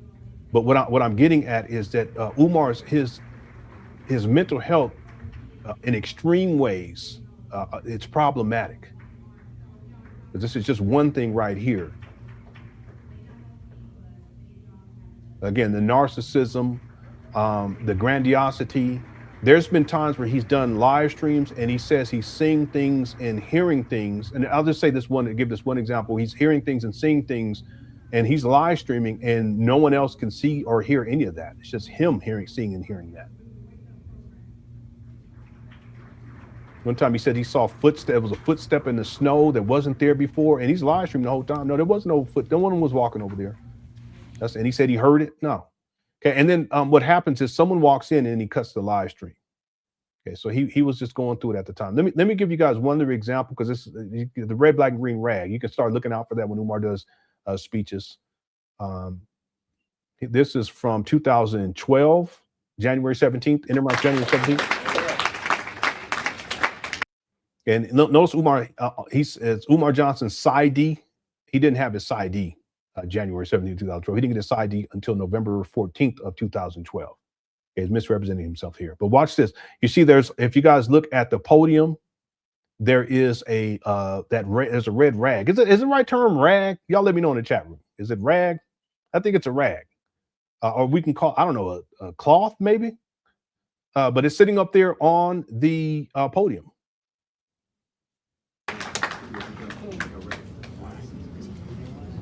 Good afternoon. Good evening. I'm sorry. See how he taps? He tapped that rag. Good evening. It's all right. Okay. My name is. See this? Dr. Umar Johnson, coming to you about. Yeah, I just noticed this. He's using his left hand to hold the microphone so that his right hand is free to touch and tap on the rag. I just noticed that. Way of Philadelphia. First time speaking as a journalist. Okay, somebody said a Timu towel. Stop. A cloth, a sweat rag. I was going to call it a sweat rag. That's what I was going to call it. Ragamuffin too. Hey, what's up, East B? Someone says rag sounds good. I'll call it a rag. That's what I'm going to call it, okay? Douglas College. I'm actually a great-great-great-grandnephew of Frederick Douglass. Okay, and that's not true either. He says that because it makes him feel more comfortable. Yeah, no, it is. He has a disorder. Okay, there's a difference between disorder and normal anxiety. Yeah. I don't think I have a disorder. I just say I get anxiety, especially when it comes to children or kids. Like if I see a child like walking and they're close to the street, I'm gonna tell you what really gets me when parents have their kids at the store and they have the kids standing up in the cart. My anxiety, it just go. That's how, because anyway. That's different. Umar is something. It's deeper. And thank you for that. That's a really good point too, by the way. Okay, but Umar, he continues to tap this. Let's go. Blood relative. My family got. Okay, you see how he's putting his palm on it now. Here in 1701, stolen. See how he's ringing. He's ringing the microphone now. Remember how he was ringing the cloth in the other video from West Africa first. And he's telling this story because it makes him feel better about himself. This whole narrative, it's a lie that he's related to Frederick Douglass. He's not related to Frederick Douglass. This video is from 2012. His father, Jamal, does the video in 2018. So at this time, Umar still believed that he was a descendant of Frederick Douglass or related to Frederick Douglass, okay? But by 2018, Umar knows that he's not, but he still tells people in 2026 that he is. Okay, that's the point. So again, I just want to be fair with Umar. This is from 2012. At this time, he didn't know. Ancestor was a black man by the name of Bailey. He had a daughter by the name of Selah in 1720 and 1745. Selah had a daughter by the name of. See how he still keeps his hand on the rag. Jenny in 1774. Jenny had a daughter by the name of Betsy Bailey. Puts his hand in his pocket. That's the woman who raised Frederick and his younger brother, Stephen, who was my great-great-great. See him rocking? Great-great-grandfather. Both of Frederick. Puts the hand right back on the rag. It's sons fought fascinating. in the Civil War, as you know, exemplified in taps it. the movie Glory. His older son was played by puts his hand back in his pocket. Freeman, although Morgan Freeman did not play him by name. We still don't know why that was. My great-great-great-grandfather, Stephen Henry Bailey, fought 9 battles. See him tapping? In the Civil War, along with his son, George Washington Bailey, my great-great-great-grandfather, who was also the first black public school teacher. All right, and there's other examples I can give you guys. Like I can pull up a video just randomly, and if he has that rag, you'll see him holding it, and he like tight. He'll be talking, and sometimes he uses it to wipe his forehead, but you'll see that's an issue. It's called stemming, and Umar has issues with extreme anxiety and emotional regulation. Okay. Thank you, the profile for the super chat. Lewis Suck says, the funny thing is he can talk in front of big groups, but I get a sense that one-on-one, he's not sociable and awkward, so he has to stay in the doctor persona to build his confidence. This is true too. Okay. Once Umar gets over the anxiety, he's fine. Like if he's really, let me make this point too, though. So I think Umar's baseline is depression. And again, I'm not a mental health expert, but I've researched Umar extensively. Okay. Like I said, I'm working on a documentary that's going to premiere in 2087. Okay. And I've seen enough and I know enough to be able to tell. I think Umar, his baseline is depressed. He's like depressed. He gets manic though too. We've seen that too. Okay, so that's another mental health issue with Umar. Manic, depressive. He is up and down. When he is in front of a crowd and he's feeling good, he's good. He may still deal with some anxiety, right? But he can get over it, and he starts running his mouth. And there was a time he was really good. I mean, he could really manipulate people with his the oratory. And not so much these days, but he's still able to manipulate people. But the point I want to make, Lewis Stuck, is there are times where just Umar, he's just not in a good mental state. Have y'all ever been just not in a good mental state? I've been there. It happens. Like you're just not in a good mental state. Something happens, or you start thinking about something, and all of a sudden you're in a bad mood. It ain't nothing really happened like in the moment, but you start thinking about shit. You know what I'm saying? Hit the one. Y'all know what I'm talking about? So sometimes we're not in a good mental state. The idea is, okay, what do I need to do to get back into a positive mental state? And there's things that I've learned to do. Okay, first of all, stop thinking like that, right? But then number two, I don't know, go have a smoothie, go outside, But so the point I want to make, Lewis Stuck, and this is really good. The point I want to make is that with Umar, there are times where he's just not in a good mental space. And you've been around from the beginning. You know what I'm talking about. There's times where you can tell Umar, he's just not in a good mental space. And it's those times, if he has to speak, Umar has to deal with all of that. And sometimes he he has a hard time dealing with it. But on the other hand, Lewis, there are times where Umar's in a much better mental state. And I can always tell, because I've seen enough of his videos, and you know, I can tell. I can tell when Umar is high. I can tell when Umar when he's not high. I can tell when Umar when he's fiending. He needs some stuff. That's he be sniffing and shit, be scratching and all agitated and doing all this. He a Pookie. He's in Pookie mode. He fiending, as we used to say. That's what I mean by that. He needs his next fix. Okay. So the point is that when he's in a good mood, you can tell. I can always tell. Right. So there are times where he has an audience and it's a big audience. He's already in a good mood. He can really woo the crowd, as it were. He doesn't. Nowadays he's doing chicken shack shit where there's not a lot of people. Right. But when Umar's in a bad state, it doesn't matter if the crowd is large or the crowd is small. What you're speaking to, and this is true, that when Umar is in smaller settings where he's talking with one person or two people or three people, he tends to go into the doctor persona. Excuse me. It's true. If he's in that state of mind, he tends to, and you can hear it. And we talked about this last week. You can even hear it in his vocal inflections. His mannerisms change. But he's very awkward too. And we're going to get into that in just a moment. Okay. Yeah, it's good, really good point. And Umar, he has different personas. It's not that Umar is a practicing doctor of psychology, as they say. He doesn't have a practice. He doesn't even have a home. Where's his office? Where he's doing all these diagnoses, because he don't work at no school. You think a school's going to hire this guy when he's online talking reckless?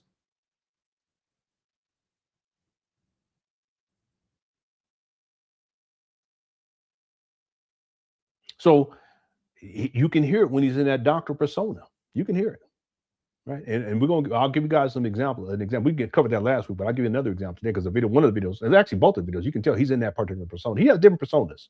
He has the thug persona. He has the Dr. Papa persona. That's the Lothario, the male hoe. Then he has Dr. Umar. You know, that's where he tries to pretend as if he's some sort of a professional, and he's all sedity. Right? He has these different personas, but the core personality of Umar is little Jermaine, and that's a little boy who has anxiety, who has fears, who deals with depression and unaliving thoughts of unaliving, and doesn't know how to connect with people. He's awkward, socially awkward, he's unable to establish meaningful relationships. He's in the state of arrested development, et cetera, et cetera, et cetera. That's the baseline of Umar. That's what I call little Jermaine. But he has all these other personas that are envelops to keep this fragile boy protected. And the main persona that Umar Johnson uses, or we really should say little Jermaine uses, is King Kong consciousness. That's what we saw in the SETI rant. All right. Thank you, Louis. Your kids will see this sent in 10 Jules. Thank you so much. Okay, I'm almost at the bottom here. Asmara says, hi, Lenon and Cooker. I hope you had a good time with your kids yesterday. Yeah. They go back to school this week. So I've been, my wife's been busy, so I had to handle stuff. We appreciate your time. Thanks. You're so welcome. So yesterday I didn't live stream. I wanted to. I was also too tired too because I was working and just everything. But like I said, my schedule is going to be changed. I'll be having a whole lot more time, and I'll be talking about that in an upcoming video. But my children, they're doing good. We had a good time. I just got to go and get. I got a new prescription. I got to pick that up tomorrow. And my daughter, one of my daughters, she has a prescription I got to pick up tomorrow as well. And then any other things that they need, I already keep asking, you got anything else? I said, no. Well, one of my sons, he had to get a scientific calculator, and we went to their what they call it, school night or something like that. Going back to school now, I can't remember the term. And we went and looked at all the different classrooms that he's going to be in. And then with the math teacher, we went in there and talked with her for a little while. And she was like, yeah, so you're going to be taking this class. So you're on track for calculus. That's what it. And so these are the calculators. And then she gave me there's calculators, 3 different types of calculators. I got him the mid-range one. And then there's the higher, but he's not going to need that other one until probably senior year, I would think. But anyway, we did all of that and went to all different classes and all this stuff, and met some of the teachers, and we had a good time. But anyway, thank you for the kind words, and the kids are doing good too. They're doing good.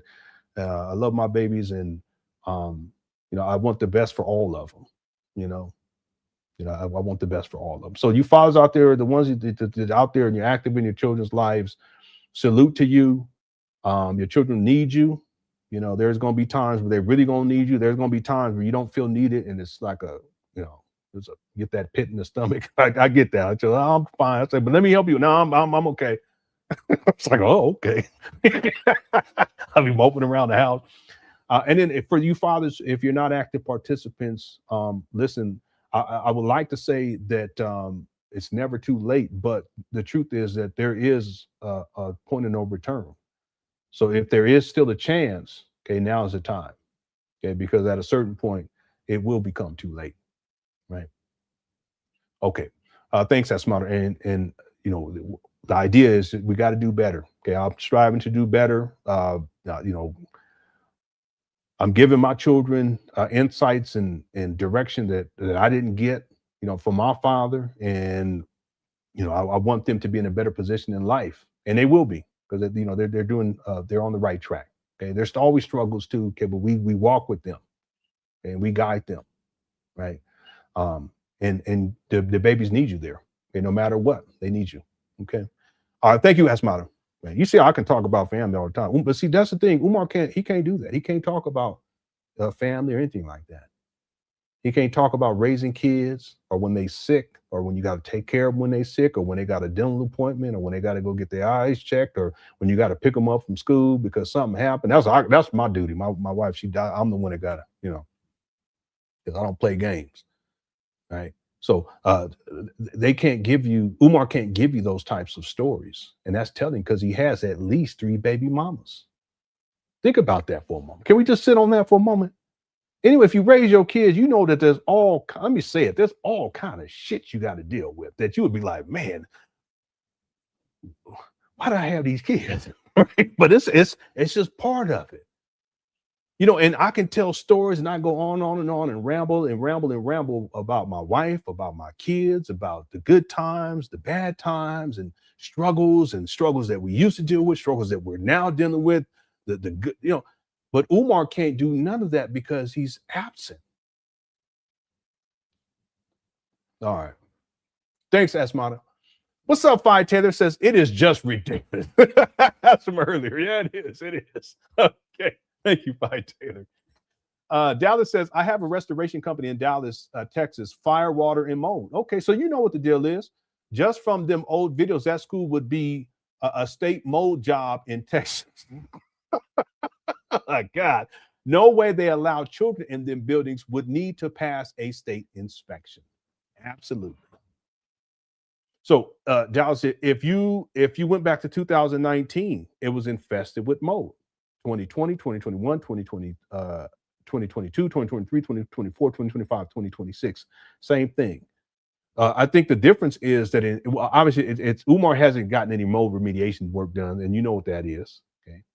And it's expensive. Okay. So you probably making good money. Okay. So good for you. Okay. On the exterior in particular, and shout out to brother boy just slipped my mind. Brother Enterprise, my bad. No disrespect. That's the homie. Shout out to Brother Enterprise, because he's gone up there and showed videos of the exterior. There's other people who've done it too. Brother Witt did it last year. Other people too. But if you guys go and you go and look in 2019 and compare it to 2026, the mold on the exterior is way worse. That's because there's no mold remediation. Umar's painted over mold, but the point is, especially on the other side of the street, it's all over the place. The mold was a problem prior to Umar even acquiring these abandoned buildings. Mold and mildew was a problem. In fact, when he went to go visit these buildings for the first time in 2017, he already knew, because he kept rolling his lip up like this, but that's because it smelled bad. He knows what mold and mildew smell like. There was a massive hole in the roof, so that means that there's water, what they call water intrusion. You know all this stuff, water intrusion, and then the mold starts to grow, and there's no ventilation. Humidity gets rises in these buildings, so you can, and they're boarded up. Okay, these are all contributaries to where we start to see mold become like an infestation. Let real quick, by the way, let me show you this, and you may have been the one that hipped us to this back a couple of months ago, because I always wondered, well, this Umar Johnson site, it's a mess. I've always wondered why it is that when Umar would give these tours, he would walk through and there'll be, you'll see like this fine, it looked like dust to me, but it was white. Okay. And you'll see it like settled on top of things. And then there'll be times where he'll go back in there and it looks like he's wiped it down. And then he'll go back in, months later, and then it's back again. And I always wonder, at first I thought in my mind, I said, okay, it must be something dealing with the missing ceiling tiles. And it's just dust settling in the buildings, but that wouldn't be going on for 7 years, right? That's not what it was. That's what I thought it was for many, many years. Okay, and yeah, dust is an issue too, okay, because in particulates, but there's something very specific, and I want to show this to you, and you may have already seen it, but this is what I mean by even prior to Umar acquiring these trap bandos, mold and mildew was a serious problem. That's why I think that the EPA, the Environmental Protection Agency, they did an analysis, and they suggested that the city tear these buildings down. That's what they suggested. Okay. So this video right here is from June 9th of 2019, roughly 4 months after Umar acquired these trap bandos. And I'll skip through to the part. Y'all, this is real. Yeah, and anytime the little boy's face is shown, I actually blur it. So if you guys see it get blurred, that's what that is. So they walk through, and he shouldn't have these children. And I think this is the video. Is this the video where he says, "Yeah, let me play this, man. This guy."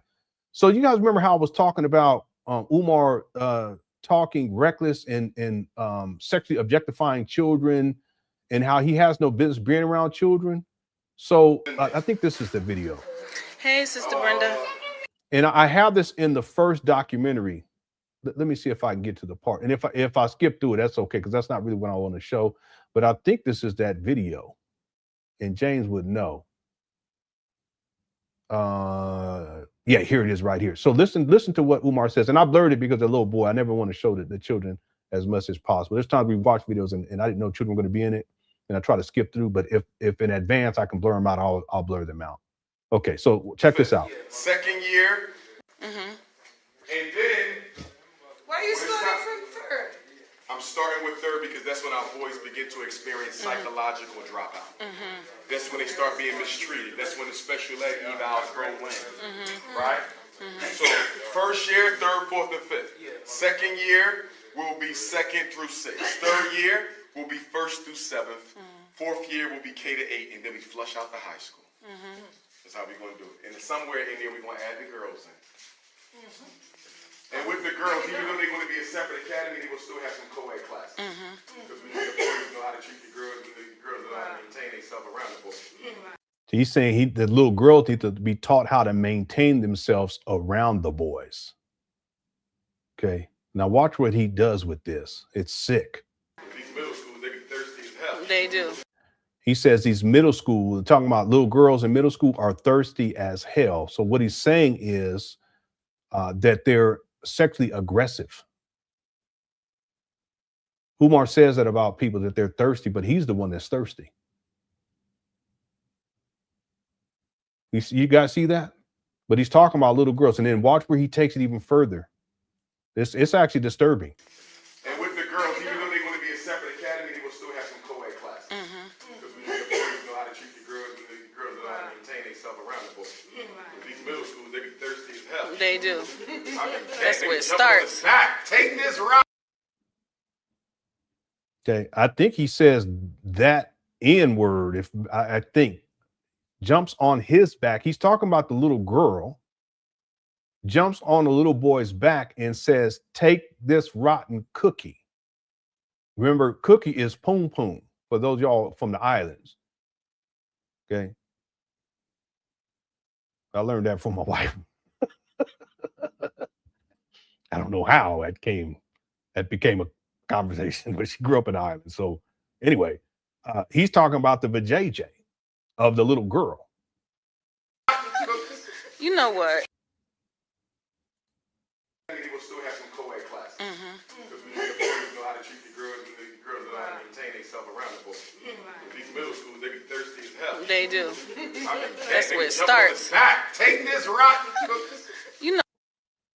Take this rotten cookies. So he's saying that these little girls who are sexually aggressive and who are thirsty, that they need to be taught how to be around boys. And in this scenario, they're going to jump on the little boy's back and say, take this rotten poom poom, take this rotten vajayjay, take this rotten cooch. Who talks like that about children? And there's a little boy right there with him and women with him. Shouldn't be talking. And on top of that, he's inside this so-called school. He's a sexual deviant. I've been telling people. And like I said, he ain't got no sense being around no kids. He shouldn't be talking like that in any way. And then on top of that, he knows people are live streaming. That's what I'm saying. Umar, mentally, he's off. He shouldn't be talking like that. He shouldn't be talking like that, period. But if you're going to be on camera, you shouldn't. No. And then you inside of this school that's supposed to be for black boys that you're going to be. Yeah. Didn't nobody say nothing. He's saying that. See, these are the scenarios that he comes up in his mind. And he says that someone else is saying this. Just like he said the little boy said that the little girl had on short shorts. The little boy never said that. He's saying that because he's looking at this little girl in that way. Same thing when Umar was on his predator, predator protocol. We covered that recently. And there's these younger ladies that he's asking them, are you single? But he says the brothers in the chat, they're asking if you're single. No, there's nobody saying that in the chat. That's Umar saying it.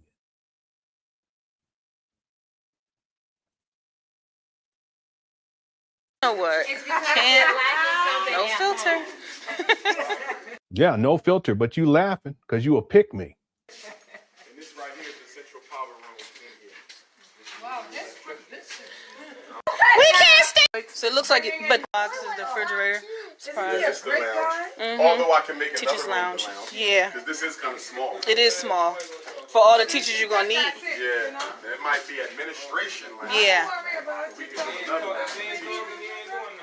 That's it. That's it. Oh, baby. And then this is You the just end. said it right.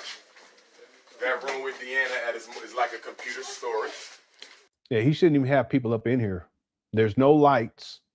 They're using their cell phone cameras for lighting, and there's trash and filth and debris. It's really debris all over the place because the dope fiends would go through here and they would, steal stuff out of the school, the copper wire and all that stuff. That's why it looks the way that it does. All types of vandalism, but he's gonna have these women. They got on dashikis though. Oh, and there's a open hole in the wall. Yeah, Is that a hole in the wall? Is that a hole in the wall? So I think that the glass on the other side might need to be replaced. Oh, okay. No, that's not glass. This guy, come on. The ineptitude of this guy. But let me scroll through. I mean, there's other stuff in here too, but there's this one thing he says. We got enough room to the ceiling. Listen to what he says about the black boys, what he wants to do. I can't wait to do that sleepover for the boys. He says, I can't wait to do that sleepover for the boys. Why is he thinking about sleepovers? Remember before he said he wants to cuddle with the kids. I'm locking them in. Black boy lock in. He's going to lock them in. Black boy lock in. He's going to lock them in the school. Turn the lights out and play Capture the Flag. Turn their lights out and then play Capture the Flag. Presumably those same boys he's going to cuddle with by the fireside and got dirty drawers on. That's what he said. How would you know that their drawers are dirty, Umar? Because they were walking by these washing machines. I think it was washing machines. And he says, yeah, we're going to have to wash them clothes. I think it's the same video. Because some men will be coming with dirty drawers on. Talking about little boys. Okay, these are all red flags. And again, people platform him. They think of him as some sort of a black leader. In Jamaica, they platform him, thinking he's some sort of a black leader. This is the same guy that defended Malachi York, too, by the way. Thank you. Okay, now he's trying to clean it up. This is something you can look out for with Umar, where he says stuff, because again, he has no filter, like the lady said. It's true. And these are stuff that he comes up with. But when there are times where he'll say something and then he'll go through what I call corrective measures to kind of clean it up. In this case, he says we got a screen to make sure there's no pedophiles in here. You the one talking about locking the boys in for a sleepover at a school.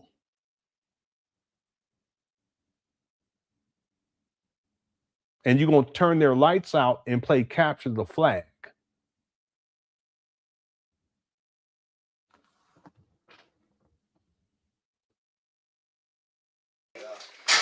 All you need is one of them, and it's over. It's over.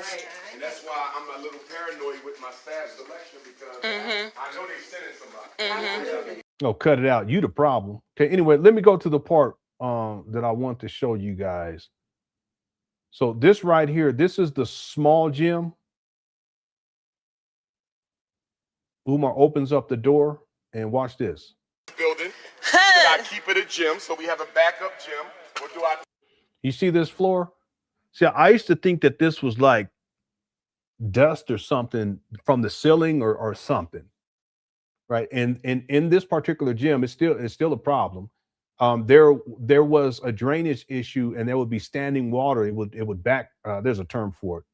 The drain would back up, and there would be standing water on the floor. And again, for years, these buildings have been sitting, no ventilation, and still to this day, there's still no ventilation, no HVAC. They're boarded up. You got darkness, you got water, and then you get humidity. Okay, this is a breeding ground for mold. Well, come to find out, this right here is on the ground here. This is what is, because there's times where he's cleaned this, like he's buffed it, and then it comes back. This is called powder mold. Turn this into the Dr. Papa Conscious Cafe and Bookstore. Where's the Sure, she need to stop. auditorium? Yeah. I thought it was asbestos too, but what I looked this all up, it's because it's not just in this building. You see, you'll see it. Like if you go back to those earlier Umar videos, and I never understood. I always thought it was just dust. But then you'll see, well, he would wipe something off, and then he'll go back in there a month later, and then it's right back. It comes back. Because the mold spores are everywhere. They're in the ventilation system. They're all over the place. And because the buildings are boarded up, again, there's no electricity. It's dark in there. It's humid. There's water intrusion through the roof. Okay, that's a breeding ground for mold and mildew and who knows what else. See? So what I always thought that it was just dust, but upon further research and thinking about how it always comes back, it's called powder mold. It's white. Okay. Now, when you go into the other gym, it's a little bit different because you see it like there's a sediment of dust, but it's like more like brown color. Remember when I showed you earlier where he has these books and his belongings, his personal belongings and stuff? That's different. I'm talking specifically about this right here because you see it in these classrooms at times as well. And it's not all the time. Okay, because over the years, he's moved stuff around. He's had cleanup days, but then it would reappear. Okay. He's buffed the floor and then it would reappear. So initially I thought it might have been asbestos, and it could be, but that's what I thought. I also thought it was just dust, but no, this is specifically what's called white mold, white powder mold. That's what it's called. You guys can look it up. We covered this before. Auditorium. So this can be it. This could be like or the other gym. I mean, this could be like a place to have meetings. This would be well, then again, you need the other room. The other room is bigger. This is nice. Keep that door open. It brings in light. But this is another gym. I guess this could be another gym, but. Yeah, there's black mold too in that corner back there too. They talked about that years later. Do you think a drill and training more advantageous to have a second gym? Again, he has children up in here. He has women up in here.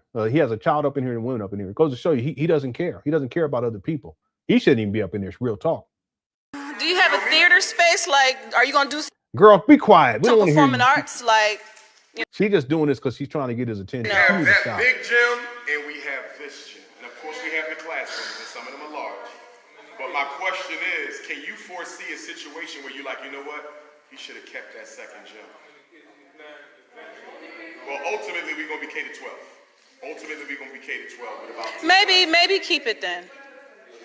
But you see, it's so much space that you can make this into How 2 big or this 3 is. levels. Yeah. 1 level.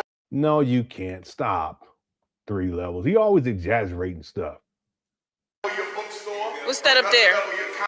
And how are you going to make even 2 levels when there's basketball? It's just us. The rim is 10 feet right there, Umar. This guy, goodness. With all your big screens and you can watch all the content. David, I found the pom Then on poms. top might be like a Gone with you. I found you some. Hey. So this is obviously They got the little boy over there. where maybe the cheerleaders practiced or something like that. children were working. They got all kinds of stuff all over this building. Everything was just left. Yeah, there was I just saw that there was insulation in this room right here. You know, the insulation you would put either in the ceiling or in the drywall. Okay, that's not supposed to be out like that either. Saw uniforms, books, like everything. Microscopes. I done seen a microscope. I done seen everything. But you know what else I like about that idea? It would really make the school pop. Yeah. We got about 830 people in the building. Make sure y'all hit the like button if you're enjoying the show. Okay, we still got about another 45 minutes. We'll get to the main video in just a moment. They're shorter videos, but we're going to be doing a series, so we're gonna be getting it in. Okay? Yeah. Yes. That's true. And keep revenue steadily. Keep revenue coming in. Bless you. Yes. And even if we keep it a gym, we got to put. Yeah, you see how someone sneezed? Listen. And keep revenue steadily. Keep revenue coming in. Bless you. Yeah, that was Umar. He's coughing. And keep revenue steadily. Keep revenue coming in. Bless you. Yes. And even if we keep it a gym, we got to put a balcony up there. Because sometimes you might got to have your little league game here.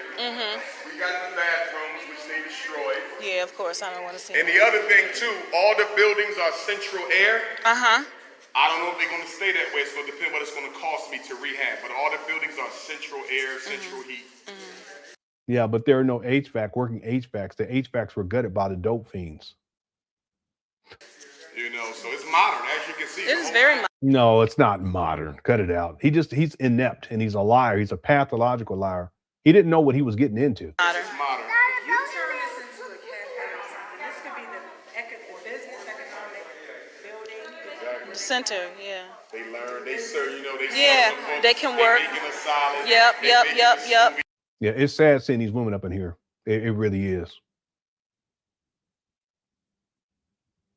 Yep.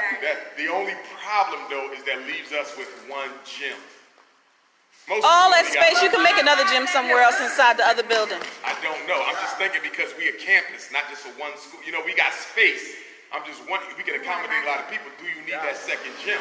Or do we just use the Boys and Girls Club gym? They have a gym downstairs of where our training was. Where our training was, underneath is a gym. Also, he did some of the cult trainings at the Boys and Girls Club. That's what that is. If we rented this space out to like different little Yeah, rest in peace to Brother Manny. organizations, You like can do that too. Yeah. Baby shower. sports, like That would be Baby showers, birthday parties in a mold-infested building. nice. baby Yeah. shit, stuff like that. That would be nice. We need this space. Yeah. We can make this. If you bring people here to speak, they can do some lectures and you can set it up. Nice. And I know just like It's a nice space. basketball and sports stuff in Right. Wilmington, bro, they'll pay. You'll have contracts. This gym will be every day. You'll have different organizations. What you found, Diva? What's that? These are. She grabbed pom-poms for me that were in a bag. You got the Boys and Girls Club gym too. Yeah, but they ain't got just a solid independent Okay, I see what you're right saying. here. They don't gotta go through nothing. They coming in right here. They can really get busy in here. Okay. I mean, it's love it. usage in here. I wouldn't just shut this down. No, you're gonna have Yeah, Umar didn't have a plan. Still didn't have a plan. He's lost. Anyway, yeah, I think he coughed some more too while he's up in here. But let's move on. So I just want to prove a point. The mold situation, it was bad. That video is from June 9th of 2019, and it's worse now, especially on the exterior. I should say it that way.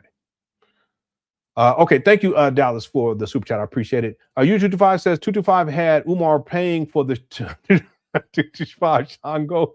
Okay, maybe I'll mail it to him in a box for his birthday. It's the one style. Thanks, user 225. What's up, Sharif? Said that 10 Jules says, I hope you're doing all right. Says hiding. Thank you so much. Truck Talk says hiding. Thank you so much. I appreciate you. TJ says, can you play the video where he hears the rat?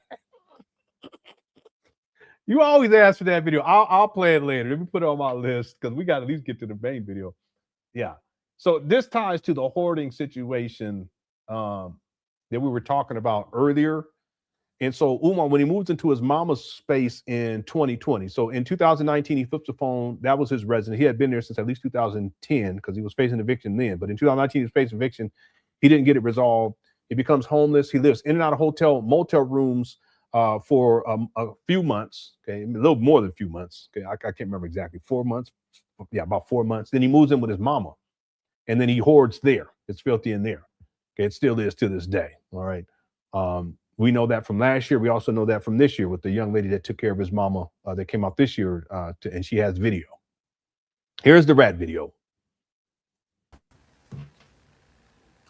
Come on back, people. They stopped my live. They interrupted my live, brothers and sisters. Come on back. Okay, and this is at his mama's place.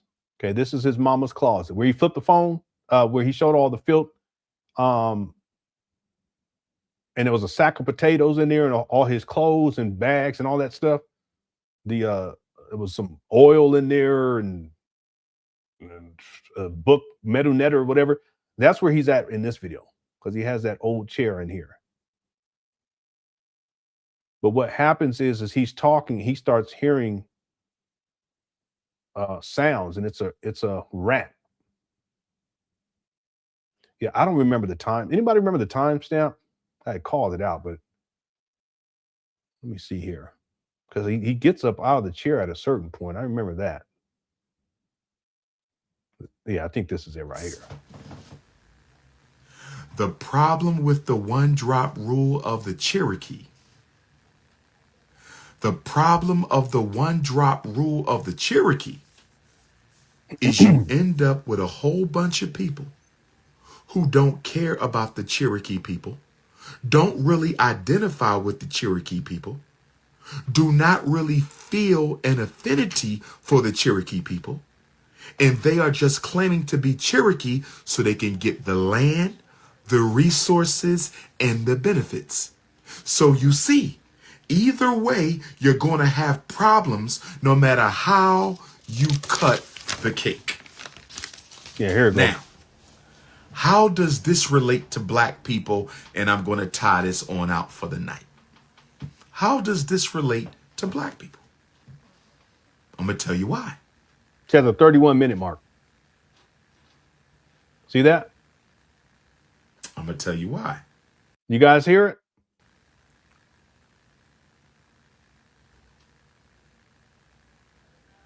See? Black people are fighting for reparations, which we are entitled to. See? 1 second.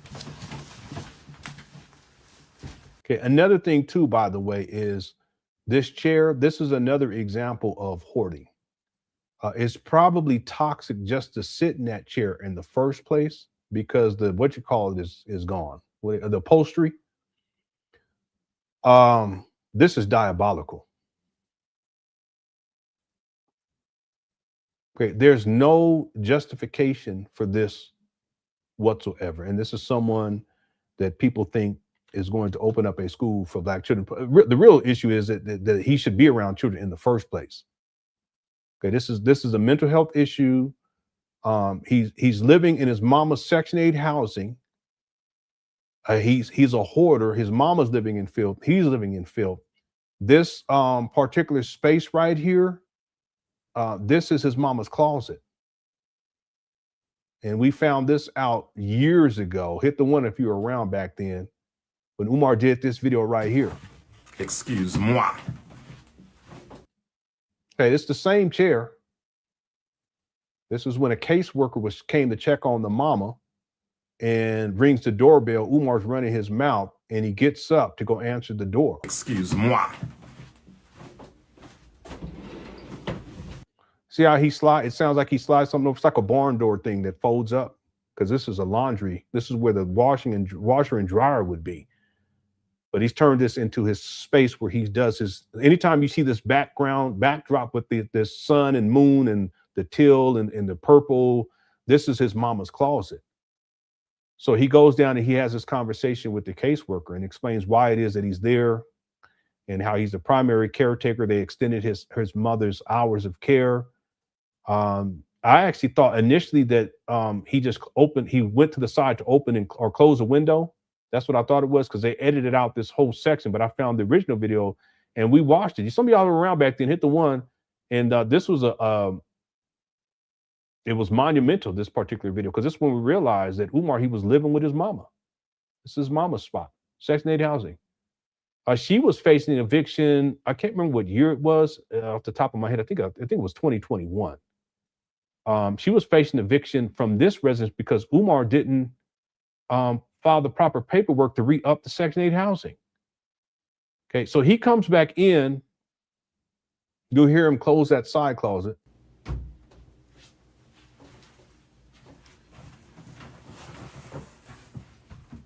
Brothers and sisters,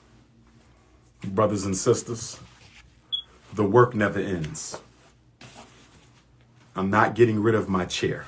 I love this chair. This chair has been with me for almost 20 years. I've been sitting in this chair before y'all knew me. I was sitting in this chair when I became a school psychologist. I was sitting in this chair when I got my doctorate. I was sitting in this chair when I took over the conscious community. I was sitting in this chair when I became King Kong Consciousness. I'm not giving up this chair until the chair gives up on me. I'm not giving up on this chair. That's just diabolical. Okay, he has some serious mental health issues. Okay, but look at the chair here. I want to say this was in 2021. His mama was facing eviction in 2022 because Umar didn't re-up, and that's his responsibility as a primary caretaker. His mama can't do it. Okay, this goes to show you that he's negligent and that he doesn't handle basic business. Okay, he's living off of his mama. He don't even take the time to ensure that she has her residence verified and in place when he's living there himself. And he's the primary caretaker, getting paid to be the primary caretaker, responsible for all of her money and everything. And yet he doesn't take the time to file the proper paperwork to re-up on the Section 8 house. Yeah, keep it secure. My bad. Yeah, thank you, Everpunk Chick. I appreciate the correction. Yeah, he doesn't even secure his mother's living conditions when he's a living space, even though he's living off his mama in that living space. Okay, that's diabolical. But look at the chair here. And then let's go to 2023. Look at the chair. Okay, while Umar is trying to get this rat out of this closet. Does he lodge in the mama closet?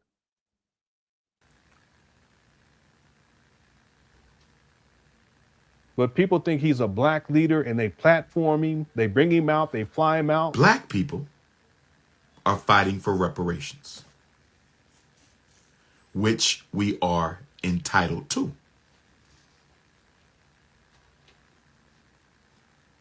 One second. See, he hears that rat. Anyway, we're at 354 likes. Our goal is 500. So if you're enjoying the show, hit that like button. Okay, let's get a good push for the like button because we're getting close to winding it down. Actually, here we go. We got about 800 people in the building.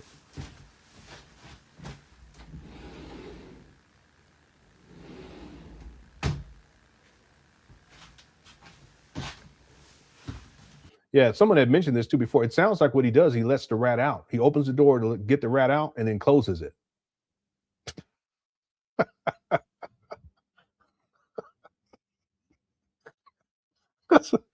Isn't that what it sounds like? I didn't come up with, someone said that and I said it makes sense. It makes logical sense because it's inside of this room. And if I rewind it further, you guys will hear that rat more. It's just rustling around and Umar, it distracts Umar. And then he just gets up and he decides to open up that sliding thing. Fighting for reparations. And then it goes out. Which we are entitled to. See? 1 second.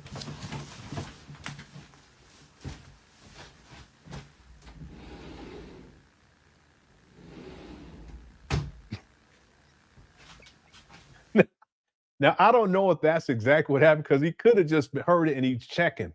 He opens it up to see how close it is to the room, to the closet, and then he closes it in fear to keep himself safe. Anyway, the point I want to make is I don't even remember what my point is. We got blown off. We got so blown off. Oh no, TJ had asked for the rat video. Okay, thank you, TJ. Usually Divine says that lady's fist ended up in the prison's. All right, you're not gonna let it go. Huh? Okay. What's up, 100% real man? Shout out to Texas. Thanks for the thumbs up. I appreciate it. Still ain't got the hat. I've been lying to myself that I'm gonna get it. I don't want, Anyway, thank you for the jewels. Usually Divine says that rag smells like sweat and Umar's baby. All right. Dallas says you're spot on. You spot on, Lenon. In Texas, you have 25 square feet consecutively before it becomes a state job. Okay.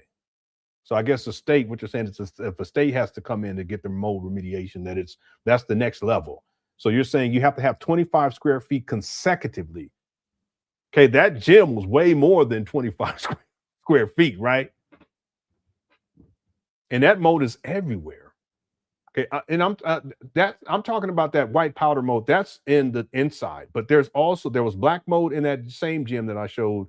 But there's also molds, serious mold situations on the exterior of the buildings.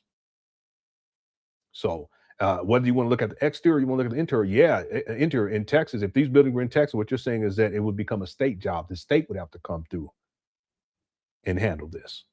Okay, that's telling in and of itself. Okay, Umar shouldn't be in there. He shouldn't have other people in there. He shouldn't have women and children in there. If he goes in there, he should have it's a respirator. And there's a particular type too. There's different tiers, different levels, but there's a specific type. And normally what they would do is they would come in with hazmat suits on. Did you guys know that? That's how serious this stuff is. They would come in with hazmat suits on and respirators. Hit the one, if you guys know that. That's how mold is not something to be played with. Okay, and there was black mold in that same gym. And I said this years ago, it's not just what we see, it's what we don't see. It's the mold spores that are all over the place. It's the mold that would be behind the drywall. Okay, it would be the mold and mildew that's, it's all over the place. Umar shouldn't even be up in there. But if he's going to be in there, he should have on a hazmat suit with the respirator. And I'm not exaggerating here either. It's not hyperbole.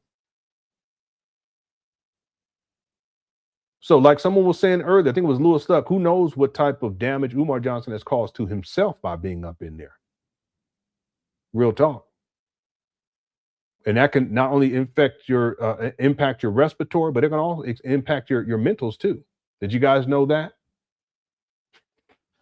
That's what I'm saying. One of the worst things that Umar Johnson ever did in this Umar Johnson saga was to purchase these particular buildings for $400,000, pocket the rest of the money, and tell people he didn't have any more left in 2019. He alluded to that in the video from 2019, saying, you need to keep donating because we still got to do two more things. We got to do restoration or renovation, and then we got to do operations. He since changed that as he has to do decorations next, then he's going to do operation.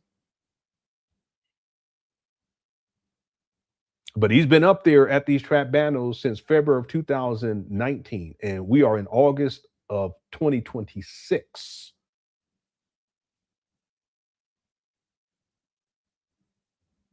But who knows how much more mold, mildew, and whatever else. There was something else. I can't remember what it was. We had brought up like a month ago. 2 months ago, we were talking about this. And Umar has exposed himself to that. He's also exposed women and children. He's men too, but women and children. Men, you want to go up there and be stupid? Go on up there and be stupid. But these women and children should be kept safe. And Umar shouldn't even be up in there without mold remediation taking place from day one. And if he's going to go in there, he should have on a respirator and a hazmat suit. So you said, okay, so in Texas, you have 25 square feet consecutively of mold before it becomes a state job. I know it's different in Delaware, but not by much. The gym was covered before he painted it. You're right. You're absolutely right. It's expensive, but worth doing it correctly for kids. Yeah. Or for himself. You know, and here's the thing too. It just goes to show you that Umar, he has no intention of opening up a school, and he knows that if they come through and they see the mold on the exterior when they're doing inspections, it's an automatic fail. He knows that. If they walked into that gym where there's all that white powder mold, it's infested. It's an automatic fail. Furthermore, the gym itself, because of the water damage, the actual flooring is warped. Okay, that's an OSHA regulation tripping hazard. You're not going to be able, they're not going to pass you on that. And that's actually inside of that small, what he calls a small school. He has the same issue. I don't know why the warping occurred. It could have been because of water intrusion. I'm not sure. But there are ridges, if you will, or warping inside of the flooring when you first come in. We saw that for the first time back, I think it was in February of this year. It's not going to pass. But the mold in and of itself. Now, the thing is that it is expensive. Okay, and I don't even want to have to guess how many hundreds of thousands of dollars, because we're talking, and what we're talking about is, we're talking about a gym, we're talking about a small, what he calls a small school, but then also inevitably he's going to have to deal with the mold and mildew up on the other side of the street. That's the largest building of them all.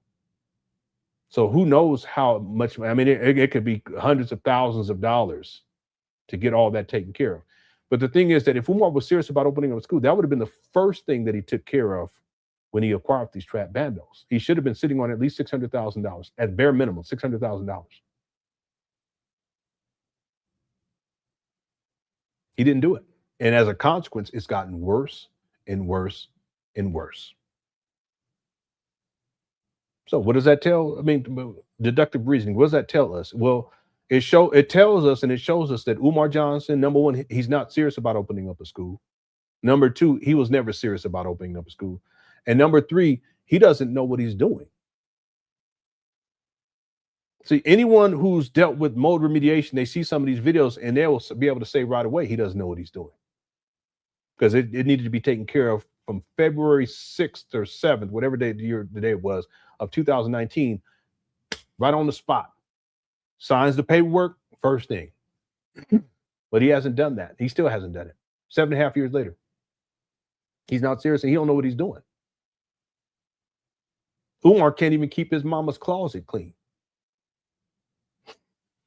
Anyway, and again, the whole part about kids, he ain't worried about the kids. He ain't even worried about himself. He ain't worried about these women that he had walking through, or that little boy that he had walking through. I remember there's a video with that little boy. The little boy had gone into this room or towards this room. Umar said, "Don't go in there."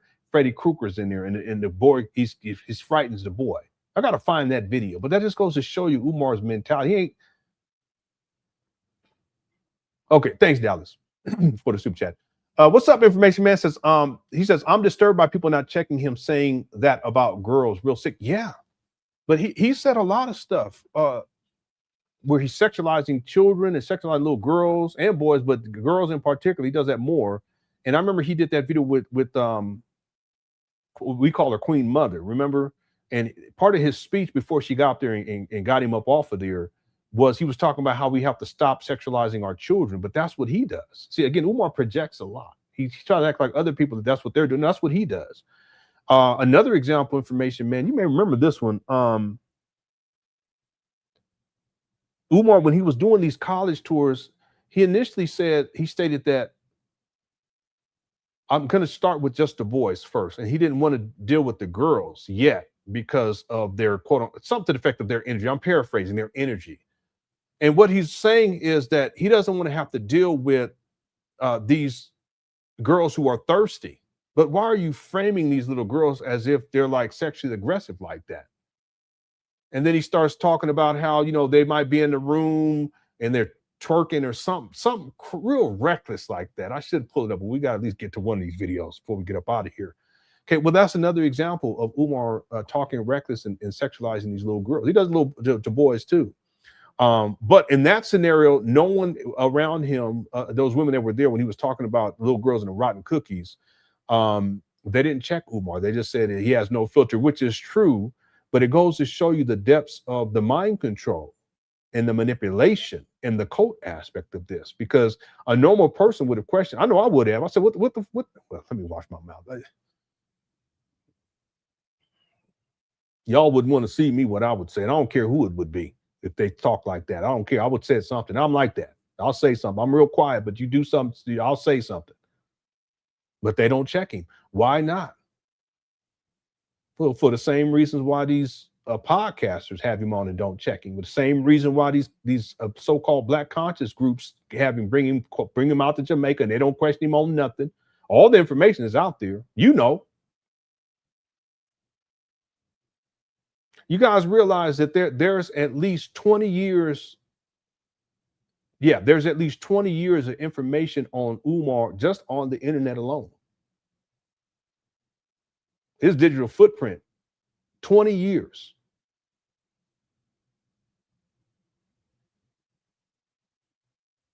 And people they just give him a pass. But yeah, people should have checked him. People should still be checking him. And that's why I'm saying he ain't got no business being around no children. Salute, sir. Shout out to Information Man. One of the old OGs. Gray Pill says camera quality crisp. Oh, thank you. Yeah, I'm using my camera. It's a 4K camera. It's I'm streaming in 1080p though, but I upgraded all my equipment because years ago I've been talking about this for I don't know. I was thinking about the other day. I think I conceptualized this. I wasn't gonna call it LenonHonor show, but I already got another name for it. But I conceptualized this like it was probably about, I want to say 6 years ago, but I got deeper into the Umar Johnson saga and I haven't had time. Okay. But I upgraded my cameras. I need to upgrade my audio. I don't have to, but I want to. I upgraded my lighting and invested in all this other stuff. I just got to find a time, and I will have time to starting next month. But thank you for that. I appreciate it. Okay, let's see. Beautiful me sent in 1,000 jewels. It's a corgi. Okay, thank you for that. I appreciate that. I've never seen the corgi thing pop up. I wish I was in there when you did that so I could see what it looks like. Okay. Let me see where we're at with likes too, by the way. We're at 376 likes. Okay, it doesn't look like we'll get to 500. Let's see if we can get to 400 though before we get up out of here. Okay, thank you guys so much for the support, and also thank you for the jewels. Beautiful me 80. I appreciate that. Okay, and then Gray Pill sent in a gold coin. Thank you so much, and also Silver Star. Thank you. I appreciate it. Okay, Kedar, what's up? Kedar says, if this clown truly wanted to open a school, it would be done already. I agree. Millions of dollars raised. He could have started. I've already given examples of that. He could have done online, but online academy. But he could have just rented a storefront or rented an office space and paid $4,000, $5,000, even $6,000 a month. And again, he purchased these trap banners for $400. So why not just set aside $100K, set $100K to get started with just, for at least, you just lease a building. You don't got to do no renovation work, and just furnish it, and just start there. You can have 10 kids and one teacher and yourself. Anyway, there's all kinds of things that you could have done. So if he was serious, he would have gotten something started by now. So if this guy truly wanted to open a school, it would have been done already. Umar does not want to be a principal. He wants to be a conscious celebrity, and you're absolutely right. You're absolutely right. It's about getting attention and being a celebrity. That's why he's always attacking celebrities. And he says everyone's jealous of him. Like Cheyenne Bryant says, everyone's jealous of her. No, that's just narcissist talk. Okay, what they call narc talk. Okay, Umar wants to be a celebrity. He wants to be on that level. That's why he was in stuff like was it Desperate Housewives of Atlanta? Desperate Housewives of Atlanta. I could pull it up. He was trying to get into that space. He's always wanted celebrity. He always wanted fame because it feeds his ego and the narcissism. He's not interested in opening up a school. That's just the way to get money out of people. And then there's part of him, the grandiosity with the narcissism, that he wants to do this major project, but it's just head movies. This is his fantasy. Not that he even knows what to do to get started. He still doesn't know what to do. He still doesn't have a business plan. He doesn't have a curriculum or curricula to this day. So he's not serious. He wants to be a conscious celebrity. That's why he goes on these podcasts, and he wants to be like a social media influencer / celebrity. That's really what he wants. He wants to be. Absolutely right. Tending to the school would mean no longer being able to travel, etc. Yeah, we've talked about this. That if Umar's not sedentary. Umar is nomadic. Hear me on this. He's a black conscious hobo who travels from state to state, city to city, and even country to country to go exploit black people and to crush black women's cookies and get the money and then come on back to his mama's closet. But he don't got his own place, he don't got his own car. He's not stable in that way. He's a black conscious hobo. If Umar opened up a school and he was, as he claims, he's going to be a school principal, he's going to be the teacher on the spirituality and the teacher on the history teacher, and also something else. I can't remember what, the science of the black men and whatever he was saying, some foolishness. If he did that, he's going to have, and based upon the schedule that he talks about, he's going to have to be there every day for at least 12 hours. At least 12 hours. So therefore, he's not going to be able to travel. So for Umar, what suits his lifestyle more? Being sedentary? Having to come in 6 a.m., stay there until 6 p.m., Monday through Friday, and then also he says he's going to have stuff going on Saturday and Sunday, and he's only him. He ain't got no team. He's going to be running all of it. Okay, when will he find the time to travel or to do anything else for that matter? Take care of his mama as a primary caretaker. See, but I can pull up clips, Kadar, where Umar says that yeah, I'm going to be slowing down this year because we're going to open up the school next year. I'm not going to be lecturing and blah, because he had this whole thing back in the day. He was talking about, he was framing it like the end of the something. The last talk was in Detroit, where he was talking about how, yeah, next year we open up the schools, so I'm going to be cutting back on speaking. I'm not going to have time to do this. He's been saying that for like 5-6 years now. And here we are. And he's just over in Jamaica. Shout out to the islands. They got me island guy. Everyone from Island, they look good too. Let me stop. Anyway, you know I am. I sometimes I say too much. All right. Yeah, if he actually opened up a school, he would have to be sedentary, and he's not. Okay, he likes to travel and he likes to go and run his business, which is not a legitimate business. I'm talking about he likes to go and run through these women, get money, and then come on back. Okay. And can you imagine Umar as a principal anyway?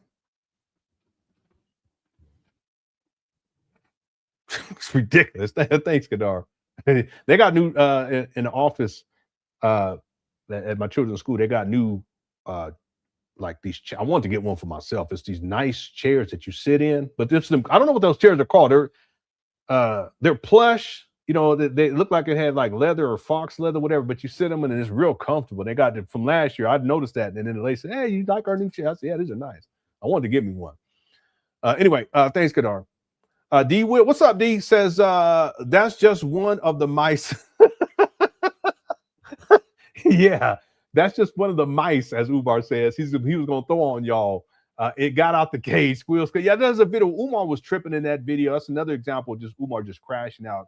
And he was talking about Democrats and Republicans, and he was talking about the black people, I think he was saying black people who are Democrats. That's what he was saying. That you guys are like the mice, and he's gonna throw a mice on y'all because he ain't talking to me. I'm not gonna be able to find that video, but because I looked earlier because I typed in mice and it didn't come up. This other video came up, but let me see what happened. Yeah, the closet mouse. But he says I'm gonna throw a mice on your ass. That's what Umar said. Yeah, I gotta find that one. Yeah, he was tripping in that video. Now I think about it. Yeah. Thanks, D Will. Salute, sir. Thank you for the super chat. Bunk 517 sent in 100 joules. Thank you so much. It says high five. I appreciate that. Chair of despair. Yeah, it's just horrible. Oh my God. Why you do that? Yeah, well, Kadar took a screenshot and changed the app. I need to change mine. Someone said it because I had pictures from a long time ago. I'm old now. He took a screenshot and put it. Okay, all right. Chair of despair. That's what we're gonna call it from now on. Okay. Thank you, Gadar. Trucking getting it. Okay, cool. Trucking getting it. All right. 9660. Yeah. You handle that the trucking. Okay, do your thing. Sent that €2 100. Thank you so much. I appreciate that. Shout out to the truckers too. Randy says I had a demo. I had to demolish my house / duplex in New York because I couldn't get rid of black mold because I let it go abandoned for 3 years. Yeah, it happens. It happens. And sometimes that's the best thing to do is to demolish it because the price to get their mold remediation in some cases can be more expensive than the value of the property or the home. And that may be the case with these trad vandals, to be real with you guys, because he purchased them for $400,000. They're mold remediation for both sides of the street because he purchased both sides of 2 parcels. He purchased both of them for $400,000. The mold remediation may cost more than that for both sides of the street. And we're not counting all the other renovation work that needs to take place, millions of dollars, by the way. It may not even be worth it. So that may be why the EPA suggested that they tear the buildings down. And the EPA, they knew about the mold too, by the way, because they'll know right away. It's the Environmental Protection Agency. There was mold up there in these trap panels on the exterior. All they would have to do is drive by and look, and they'll know right away. So yeah, Randy, it could be that these trap bandos, that the amount of money that Umar would have to pay to get the mold remediation, it may be much higher than the actual value of the properties themselves. Okay. So yeah, this happens though. Yeah, this definitely happens. Okay, thank you, Randy, for the super chat. And you said you let it go abandoned for 3 years. In essence, if we look at the timeline, let me pull this up because I always get this wrong. If we look at the timeline, and my kid walking, one of my kids, let me scoot this up a little bit, of when the last time these buildings were inhabited, because they're not inhabited right now. They're still on the vacant property list. We have to go to, I think did I turn that off, son? Son, did I turn that dispenser off? Is it on? Oh, okay. I thought I turned it off. So the J. Moyer Academy opened initially in 2006. It closed in 2010, and then it opened. The foundation failed too in 2009. A lot of people don't know about that. So there was foundation issues back in 2009. In 2012, it reopened, and then it closed in 2015. So let's do the math. If it closes in 2015, Umar acquires them in 2019. It's now 2026, and currently they're still on the vacant property list. In essence, they're abandoned. Okay. How long have these buildings been abandoned? Well, from 2015 to 2026, we're talking at least a decade. Umar hasn't taken care of the mold remediation issue that existed now for at least a decade. So you let this building sit for 3 years. Umar, in essence, I'm talking about practically speaking, we're dealing with this mold, we're talking 10 years at least. Yeah, see, Umar, I know you watch these, so you know that this is what is called a money pit. There was a movie back in the day with Tom Hanks, one of the greatest actors that I've ever seen. And I can't remember what the lady's name was, Farrah Fawcett or something like that. Someone had mentioned. And they had a movie, it was called The Money Pit. And I think they were a newlywed couple or something like that. And they bought this home, and it was a fixer-upper. But they didn't know what they were getting into, and they didn't know how much of a fixer-upper it was. That's why they called it a money pit. But that's what these trap banners are. And the deeper tragedy is that the money pit is not for Umar's money. It's a money pit for Black people's money all around the world.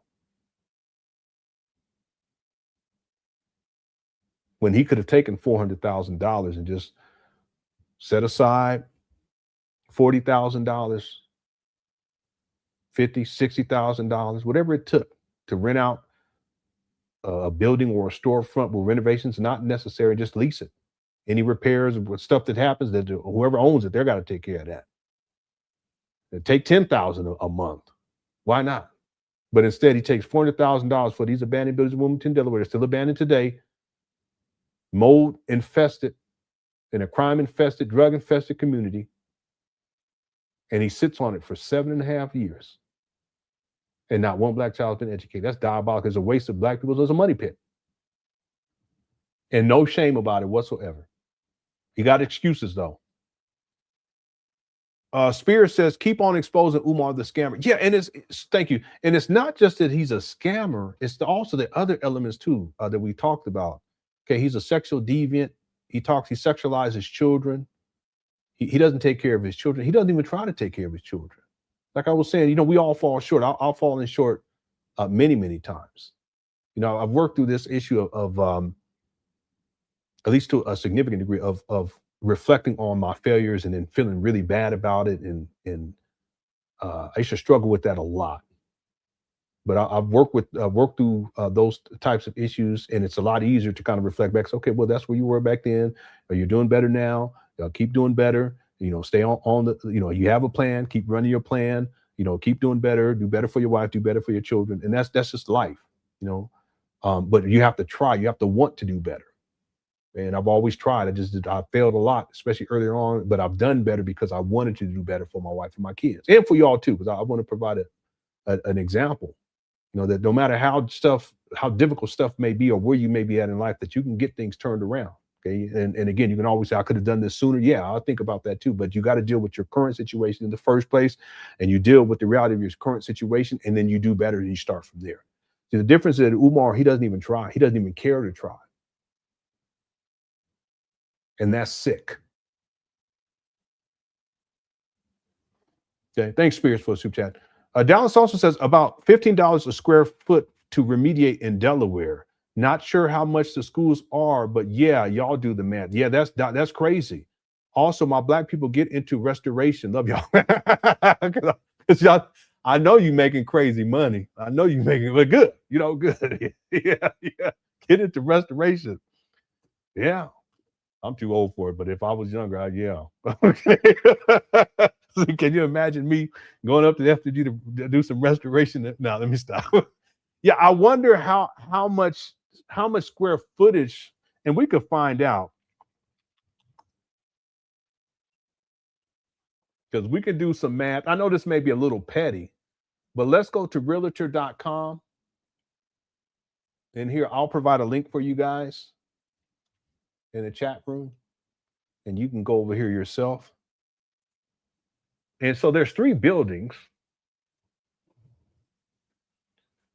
Okay, the small gym is what he calls a small school is 37,988 square feet. Man, this is just for one building.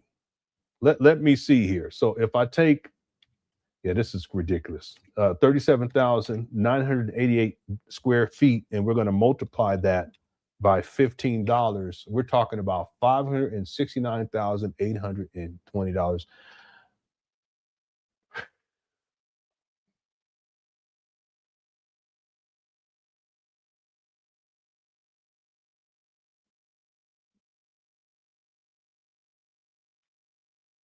And I'm going to give Umar the benefit of the doubt, and I'm going to say, just because I'm not sure, because this is this address. I want to give Umar the benefit of the doubt and say that this is for both parcels.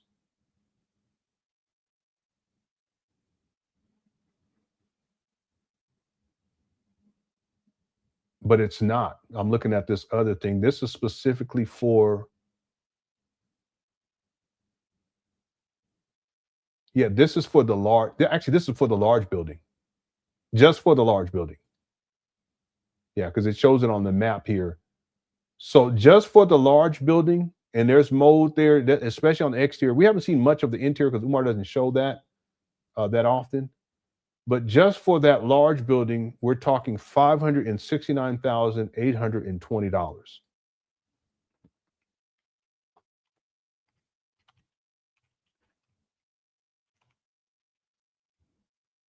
Based upon the square footage that you're referring to, Dallas.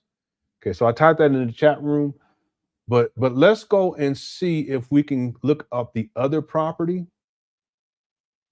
and see what the square footage is for that one. I'll tell you, this Umar Johnson saga. It's always something. I hadn't even thought about this, but this is just for us to get an estimate. That's all we're doing here.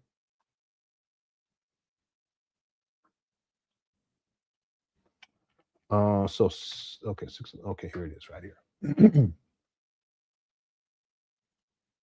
The small school and the small gym, because it's on the same parcel, so it's all inclusive right here. That is zoning is 26M1. Lot size, it says 0.9 AC. I don't know what that is. Okay, square footage is 17,158. 17,158.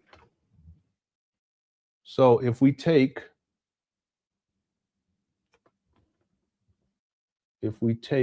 I love doing this kind of stuff. If we take, I'm actually a nerd. I've come to grips with that. I'm sexy with mine though, so I don't care. I'm actually a nerd. I'm into sci-fi. I watch Star Talk with Neil deGrasse Tyson and that other guy. I don't call people N-word. At least in my head. I do in my head sometimes, but not very. I like statistics. Okay. Anyway. Stop.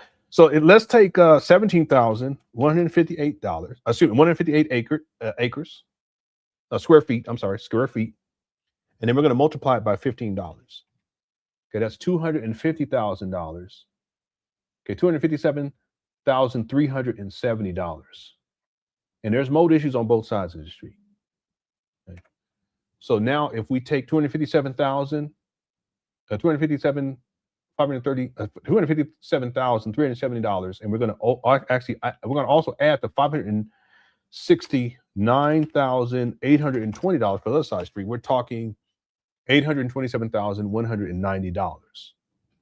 Okay, and that assumes that the mold is everywhere. It is everywhere, but even still, if we even gave Umar grace, this is by far. Oh, AC is acres. Thank you so much. I appreciate that. I don't know. I was thinking hectares. What is this, hectares? So the value of the buildings is much less than the cost of mold remediation.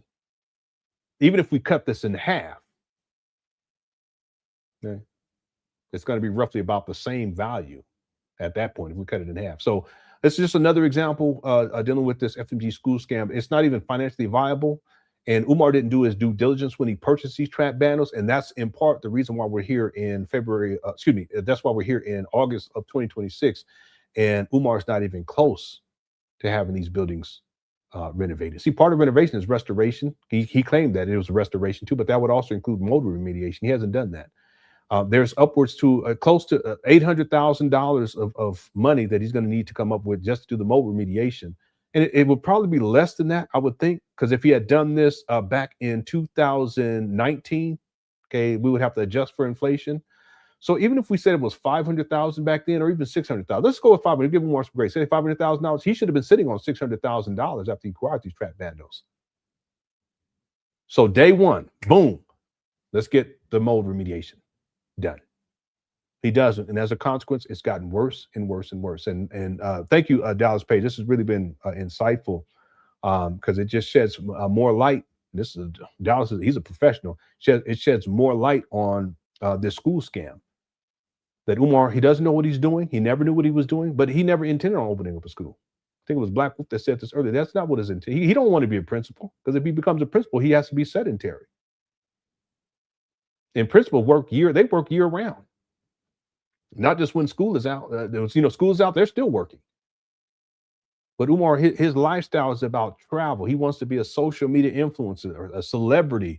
He wants to get on podcasts and run his mouth this month.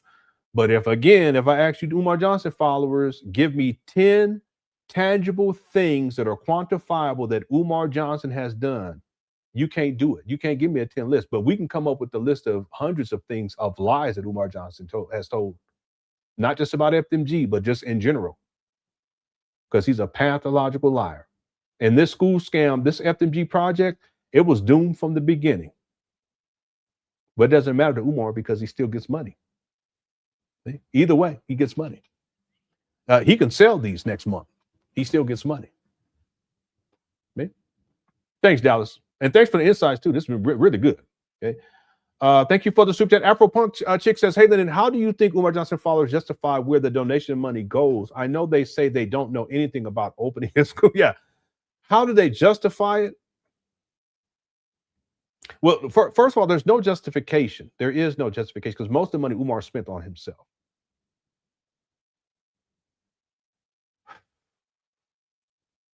I don't think that they can. I don't think that they can justify it. They could come up with excuses because that's what Umar Johnson does. I think that his followers tend to make excuses for him because they're followers, plainly stated.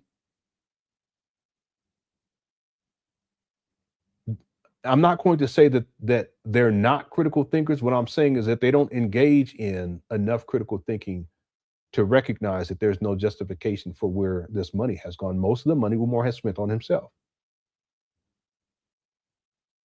See, they can ask simple questions. Because when I think about critical, it's not anything deep. Who, what, where, why, and how. Okay.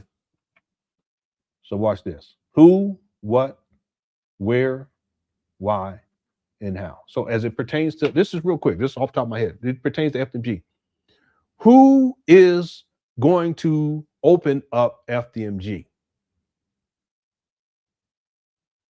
Okay. Okay, we can say Umar Johnson, right?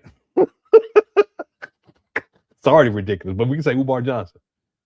Okay. And then you just branch out from there. Is Umar Johnson qualified to open up a school? And the answer is no. Has Umar Johnson ever opened up a school? The answer is no. Has Umar Johnson ever been a teacher at a school? The answer is no. Has he ever been a principal? Yes. So you just go down the line. But the real question is, who is Umar Johnson? Is he qualified to open up a school? And the answer is no. Principals don't open up schools too, by the way. Principal, that's administrative. It's ridiculous. But you see how just asking that one question, okay, it opens up other critical questions that people should be asking, including his followers should be asking these questions more than we do because they're the ones that sending him money for a school that doesn't exist, right?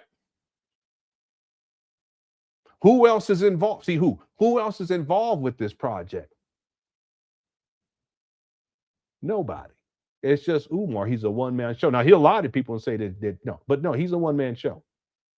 And I'm going on and on. So what is this project? Well, it's FDMG. It's a school for Black boys. It was supposed to be a boarding school for Black boys and Black girls. But now in 2026, Umar, he claims it's going to be a school for all Black boys. It's supposed to open in 2013, 2015. See, but you got to do the research too. 2015, 16, 17, 18, 19, 20, 21, 22, 23, 24, 25, 26. Now he's saying 2027. But you see how it starts to branch off too. What is the mission of this school? Outside of teaching Black boys. Okay, now you get in curriculum. What is the process through which this school project is going to be financed? Donations only? Is that viable? No, that's not viable. It has to work as a business. Well, how's he going to do that? Okay, well, he's going to have children's parents pay $500 a month. Okay, but is that going to be enough to run a school? And the answer is no. Would that be enough to run a school with donations coming in? No. But you see, I asked the question of what? It starts to filter into all these other questions. This is what I mean by just asking critical questions. Where is this school going to be? It's going to be in Wilmington, Delaware. Okay, where is Wilmington, Delaware? It's on the East Coast. Okay, what is the crime? What is the neighborhood like where this school is going to be built? Was crime infested, drug infested? There's a level 5 Supermax prison about a mile away. There's shootings that have taken place within a mile over the last month.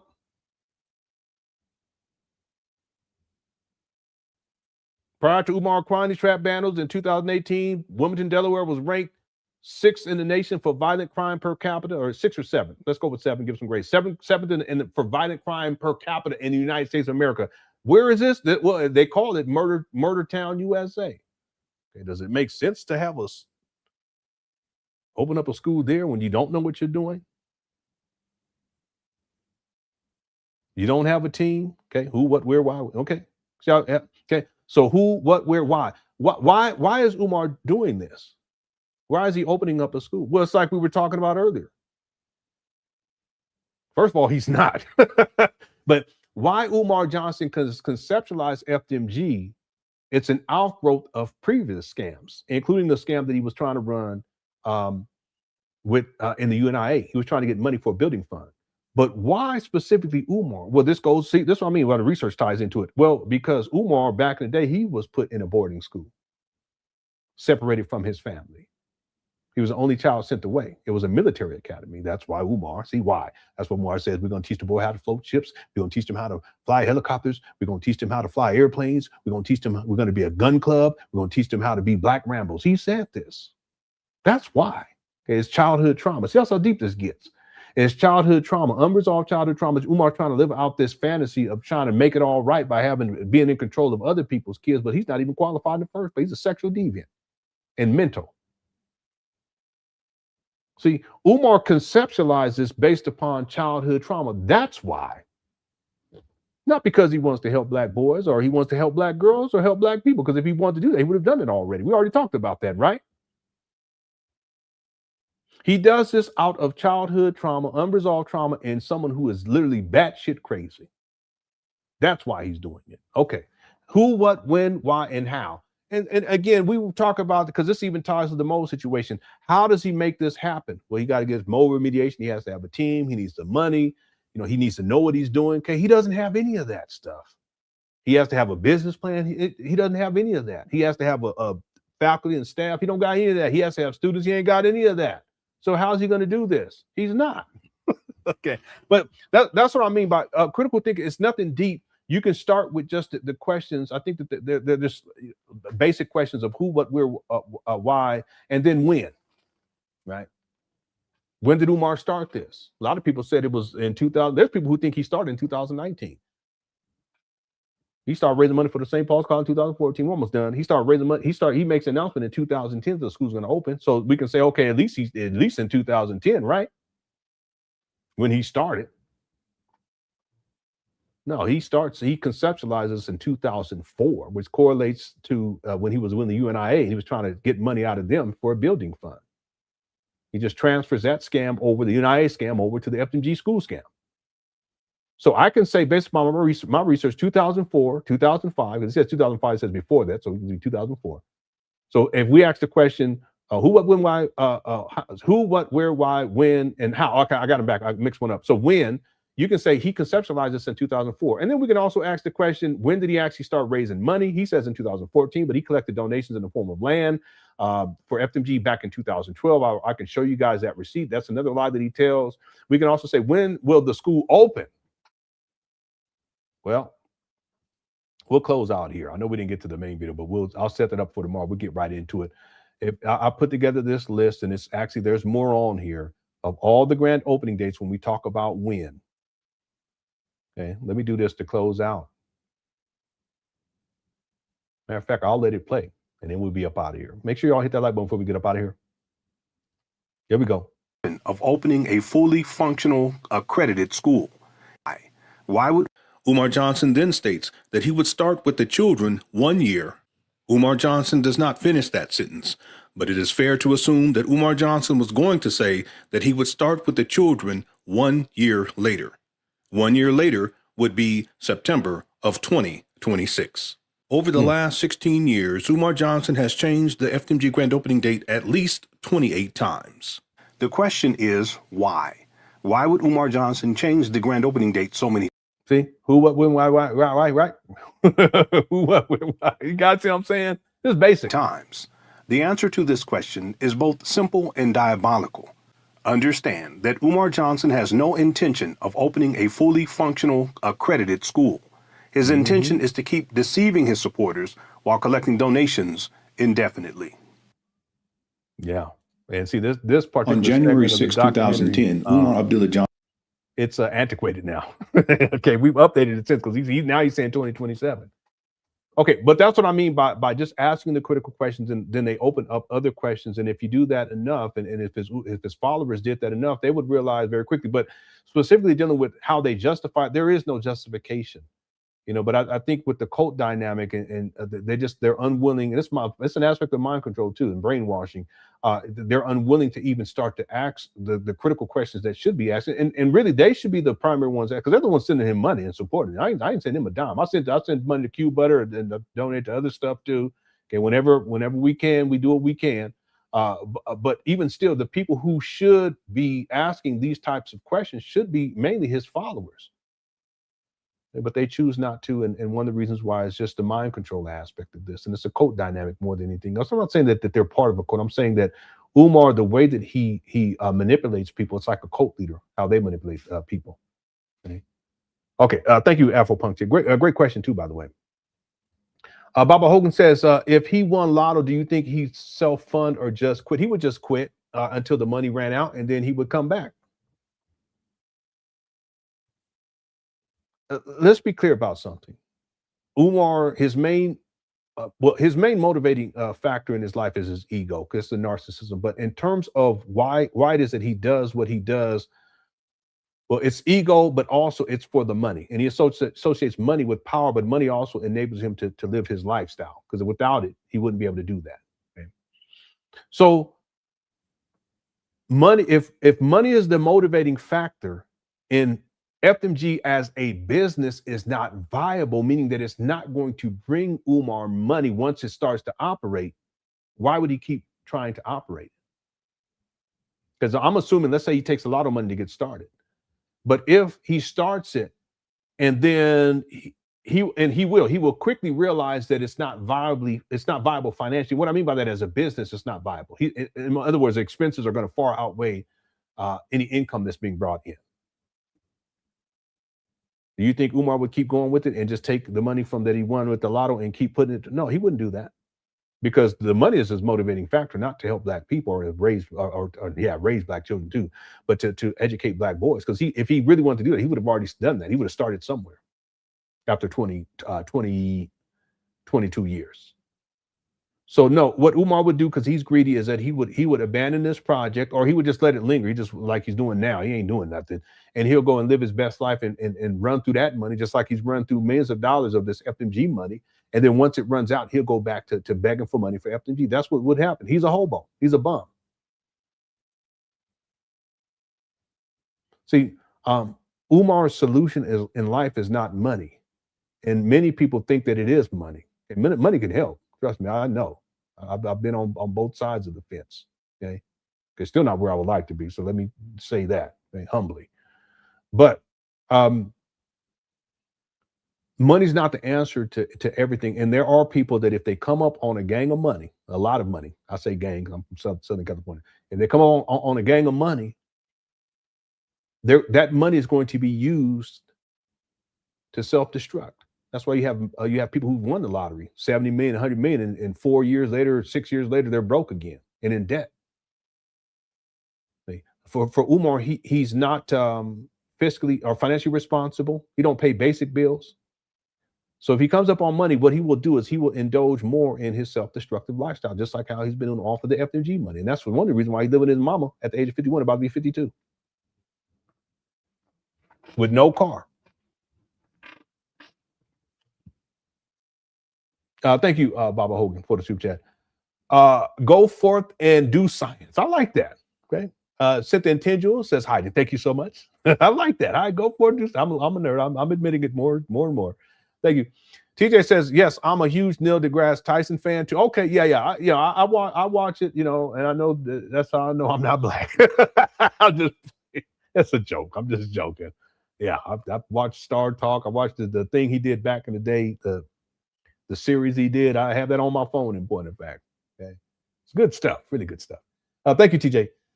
Dallas says, right, don't forget insurance coverage. Don't even bring that up. Don't even bring it up. Don't forget insurance coverage for the building and employees. My insurance with only 7 people is $6,000 a month. Don't let this dude fool y'all.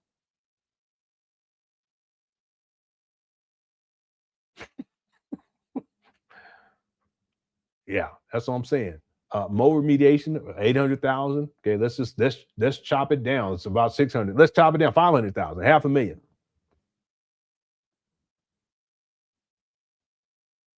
Even at, let's say Umar had the mobile remediation taking place, done. Okay, he has to pay faculty and staff. He has to pay different levels of insurance, and it's not just one insurance. I've researched this years ago. It's different because just to have a school, okay, and you have children, bus insurance, and then also you travel across state lines. That's what Umar said. They're going to be getting children from New York and New Jersey and Camden and all this other stuff. Camden, yeah, that's Baltimore. Yeah, but all these different places. Okay. I've talked about this. The faculty and staff, they're going to need to have a 401k plan and benefits, right? If they're full-time employees. And he's supposed to, the way he's talking about 12, they're going to be up there 12 hours anyway. Massive overtime. Anyway, health benefits, dental, vision, medical. I always forget this other one. If you get injured on the job, workers' comp. He has to register as a school at some point. He ain't even thought about that. By the way, I have the budget from the Moyer Academy. Millions of dollars. And that's back in the day. Who knows what it would be now with everything Umar Johnson is talking about. We're talking, in terms of operating expenses. He said he's going to have an FDMG zoo. Umar said that they're going to have a mascot, like a horse, inside of each classroom. And he's going to have horse stables. How expensive is that? And a gun club and a dirt bike team. The list goes on and on. So yeah, people don't let him fool. Just insurance alone, different levels of insurance is going to be massive. And Umar, he don't even have his own place. He got his mama living in Section 8. I want just real quick, last point. We're going to be about here. And I've said this before. Think about this. Black people expect Umar to care about Black children to such a degree that he's going to open up a school for Black children using Black people's money. Millions of dollars he received, most of the money he spent on himself. But you would think that someone who is supposed to be the primary caretaker of his own mother would do all that he could do and can do presently to make sure that his mother is living her best possible life given her health situation.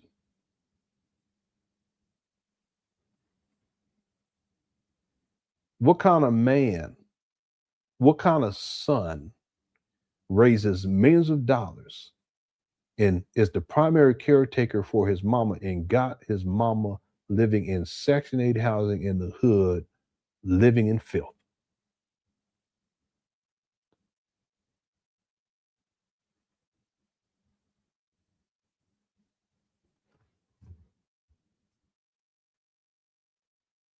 But Black people think that somehow he wants to open up a school for Black boys because he cares about Black boys. He don't care about his own kids. He don't care about his mama enough to do right by her. Collected millions of dollars. And I've said it before, last point, I'll say it again, what he should have done. Day 1, February of 2019, he should have already been lined up to have a purchase in that area of a property that's on one floor so that his mama can access everything because she's wheelchair bound. 3 rooms, 2 bathrooms, 1 room for his office, professional office where he can live stream from instead of live stream out of rental cars and in front of these trap banners or in his mama's closet in Section 8 housing. 1 room, a bedroom, 1 room, his professional office, and then a room for his mama in a nice neighborhood. And one of them showers or baths that you can walk into. Or you can open up the side door and scoot a wheelchair in or whatever you got to do to get the person in there. They can have a proper bath. His mama can't even have a proper bath. That's what he should have done from the jump, because he should have been sitting on about $600,000, not counting 2017 or 2018 collecting donations. And here we are, 7 years more of him collecting donations, and he still got his mama living in filth and squalor in Section 8 housing in the hood. So I just want to be clear about something. This is, and his mama almost got evicted out of there because he didn't file the proper paperwork in 2021. I think it was 2020. It might have been 2022. But the point I want to make is that he don't care about anybody. And he's not even financially responsible to where, and if he cared about anybody else, that he would do right by them financially. Why do people think that somehow he's going to do right by this FDMG school project? It's not even financially viable. All right. Let me do this last one. We get up out of here. Tomorrow we'll come back. We'll get right into the main videos. Jay Civic says, hey, if people believe the school will open, just listen to Umar Johnson. Listen, I at this point, Jay Civic, I don't think that I think that most people who believe that Umar was going to open up a school back in 2019, that's when I really started getting into this whole Umar Johnson saga. Most of the people from back then, I don't think that they believe that he's going to open up a school. Most of the people that, and Umar will tell people otherwise, but most of the people who donated to Umar Johnson, they don't believe that he's going to open up a school. So these are mainly newer people who don't know the history. They haven't done their research. They haven't asked a critical question: who, what, where, why, when, and how. They haven't done their due diligence. So I would propose that most of the people that donated to Umar and believed that he's going to open up a school back in the day, we can even go back to 2014. Most of those people, they don't believe that these days. That's why back in 2019, 2020, 2021, 2022, you had a slew of people that would come out to defend Umar and dox Umar Johnson critics, harass Umar Johnson's critics, threaten Umar Johnson critics, go after their kids, go after their wives or their. I mean, it was y'all was around back then. It was crazy back then. They weren't just doing it to me; they're doing it to any Umar Johnson critic back in the day. Where are those people these days? See? It's a different time, and Umar knows it. That's why he rarely goes up there, but he still asks for money. See? Thanks, Jay Civic. Okay, Samat72 sent in 10 joules. Thank you so much. I appreciate that. And then also sent in another 10 joules. This is Gold Coin. Thank you so much. I appreciate it. What's up, SH Play? Hope you're doing all right, bro. Says Leonard, do you think Umar is shifting to a different money maker in the house he bought around the corner from FDMG? This is a great question. And the answer is yes. The answer is yes. Who knows what's going on 2 blocks and a half at that art gallery? Because that is the compound for Umar. That's where his harem, these women, you know, because they go back to the Ifatune University. Not all of them, but many of them. And we covered that about 3 weeks ago. And shout out to James. He's the one that broke all that down. I didn't know. I had no idea. He sent me some more stuff too. I don't think I should show the people, James, if you're still here, but he sent me some more stuff that further verifies that what Umar Johnson does is he targets the women who actually bring him out, right? That host him for events. But I also think that there are women who are desperate, and that's the reason why they reach out to Umar in the first place. Okay, so it goes both ways. Okay, I got in all fairness. So yeah, I think that Umar has an exit strategy.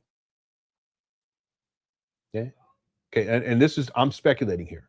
I think Umar has an exit strategy. He can't implement the exit strategy right now because he's tied to staying in Philly with his mama, and that's not going to change until changes take place. Okay, I'm gonna leave that right there. But I think Umar's exit strategy is that at some point he's going to sell these abandoned buildings because he has no intention of opening them up, and he'll come up with an excuse to justify because he was thinking about selling them before. It was a Big Papa podcast we talked about. A lot of people ain't never heard that. Someone reminds me, I'll pull it up at some future live stream. Most people haven't heard that. I think that at a certain point, Umar, his move is to go to Africa. And years ago, I always said, no, I don't think so. I don't think so. You know, and people would mention, I said, I don't think so. But no, at this point, yeah. I think that his long-term move is to move, his long-term play is to move to Africa. And that if somehow he can flip these abandoned buildings and get the money for them, and then come up with an excuse as to why he had to do it. It'll be some sabotage shit. You know, he'll blame somebody, the white man or me or you. He'll blame somebody in the chat room, you know, his haters. And then he takes the money and he goes to Africa. Or he does the money laundering thing, and then he's able to get assets somehow to be able to transfer. Because Umar, he's diabolical with this. He's been at this for such a very long time. I will say, and again, that's speculation on my part. I think that house is a hub. It's a house. They call it an art gallery. And James told me that part of what they're doing is they're finding women from the black women from the United States of America, and then they're indoctrinating them into this cult that's over in Africa. Okay, we covered that. And they get them up over there and they get them caught up in all that. But then they also become part of Umar Johnson's harem, his cult from the Ifatuna University. I'm gonna tell you what that Ifatuna University, that cult is a sex cult. Because he done ran through all them women, I can tell. It's diabolical. And if people think that that's far-fetched, well, that's what Polite had. He just didn't call it that. But if you got a harem of women and you having sex, when you running through them and making them promises, and they willing to buy properties 2.5 blocks from FDMG. FDMG ain't even close to being over, but they're gonna get all that renovated, and they're gonna open it up for this Ifatuna University, which was mainly women in the first place. And you running through them, you was taking some of them over there to Africa with the African Safari P. Diddy freak off back in the day. See, a lot of people don't know about that either. It's just a bunch of groupies. Well, that's a sex code. Okay, and I'll leave it right there. Okay, and we'll see what happens. I know one thing: FDMG is not going to open. I know that for a fact. Not even close. Thanks, SH Blake. How's it going, T. Jones? Sent in 10 Jules and says, happy poop. Happy poop. Okay, thank you. Good to see you too. Thank you, T. Jones. I appreciate you. Thanks for modding too. I appreciate that as well. U55 says, if Lenon have strong mouth, what shut your ass up. If you don't stop. Okay, you be tripping. Okay. Yeah. He has Ghanaian citizenship. Yeah. All right. Okay. This chat room. Okay, so tomorrow we're going to pick up with the main video. And it was an interview that Umar Johnson did. He's giving excuses for FDMG, because this is really today more like to set things up. But we're going to take our time. Tomorrow we'll be back with another live stream. I want to thank everyone for tuning on in. Thanks everyone who sent in super stickers. If you sent in super chats or gifts, thank you for that. I appreciate it humbly as always. I appreciate y'all's support. And we got to 400 likes, which is great. So I want to thank everyone who hit that like button. If you haven't hit that like button, go on and hit it before we get up out of here. And then there is a poll question. Will Umar Johnson open FDMG in 2027? Okay. 8% said yes. What in the world? It looks like there's 8% of Umar Johnson followers Umar Johnson followers at 8%. 92%. Some of y'all just playing too. 92% said no. And the answer is no. Just with the mold in and of itself and the mold remediation costs in and of itself, there's absolutely no way that Umar Johnson is going to open in 2027. He don't have faculty, he don't have staff, he don't have students. Okay, so there's no way. Okay, thank you guys again for tuning on in. I hope you enjoyed the show. We'll be back. I'll set up the next live stream right after this live stream is over with. And we'll get back tomorrow to get started on part 2 of this particular series. I hope you guys enjoy the show again. Okay, and as we always do. Message. Thank you, Sister Avanti, $10 coming on the Cash App. Thank you, sister. Next time, make it 20, but thank you for that 10. I know you barely had that. Thank you, sister. Damn. Shout out to Black Merle. Yeah, justice for Sister Avanti. And this is Next Time Make It 20. Scammer Visions is an album. Nando Records is the record. I did the record. I did $10 donation. The video edit. Thank you guys so much for tuning. I really do. Thank you. For next time. Yeah, real talk. Yeah, make it 20. Thank you. Next time. What's up, Sports That? She came up smiling after the program was through. You welcome, Queen. Said, brother, here's $10. I'm supporting you. Appreciate you. I looked at the Queen and I nodded my head.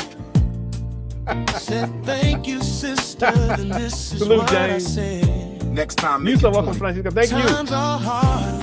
Hey, I Key Lager. understand. Everybody doing the best they can. But dreams this big take more than hope. We're trying to build, not barely cope. Everybody saying we not fisking flat tires. We not selling water ices. That's interesting, though. We building institutions, family. Interesting. What's up, Derek? We not fisking flat tires. We not selling water ices. We building institutions, family. Next time, make it 20. Thanks, SJ Blake. Thank you, Mr. Sangita. Let's be Here's highly what I opinionated. gotta Appreciate say. Next time, make it 20. Let the whole congregation off right here. see. Yeah. We not risking flat tires. Thanks a kilo. We building institutions, family. Hey. Yeah, it's catchy. The Cherry Hill Mall saga. Well, that's crazy. People asking questions every single day. How you gonna build it? How you gonna Thank you, pay? East B. Shout out to East B at Lindall. I say one donation, That's one they dream at They used to a call me that back time. in the day. Lindall. Everybody Lindall? pitching in to help Thank us you, B. climb. This ain't about quick Check out the fixes. replay. This ain't about tomorrow's is part 2. Trying to leave something standing tall for the next generation and all. We not discing flat tires. We not selling water ices. We building institutions, family. Oh. What's up, Ellis? We not discing flat tires. Music We 235. not selling water ices. We building institutions, family. Jimmy Jamboree. Yeah. Next time, make it 20. Yeah, that Lord Martin. If the blessings come your way, I appreciate the 10. But here's what I gotta say. Yeah, just check out the Next archive. time, make it 20. Let the whole congregation see. We not fisking flat tires. Yeah, thanks, We Mary building Henry. institutions, family. Quick fixes. Yeah, I love that part. That's my favorite part of the lyrics. Not about quick fixes. Institution builders. Yeah. Plenty of more. Building institutions, family. What we not doing? We not fisking flat tires. What else? Ooh. We not selling water ices.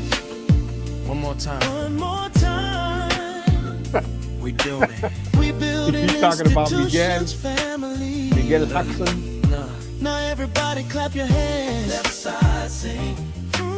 We not fisking flat tires. Right side sing. Right side sing.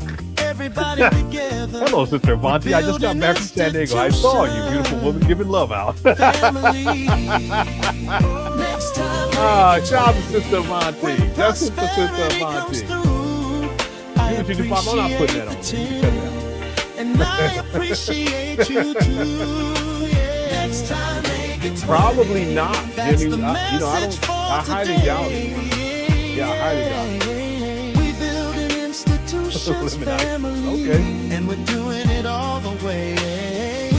Yeah, I know, right? Like being. We not selling water ices.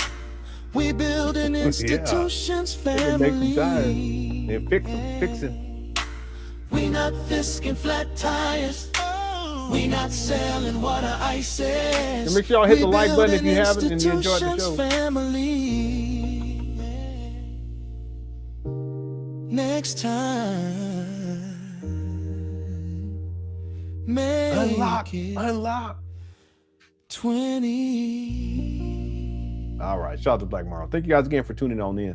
Please enjoy the rest of the evening. And we'll be back tomorrow with another live stream. Again, thanks, East B, for the super chat. You guys have been so gracious and you blessed me and my family so much, and I don't take it for granted. I appreciate y'all. Okay.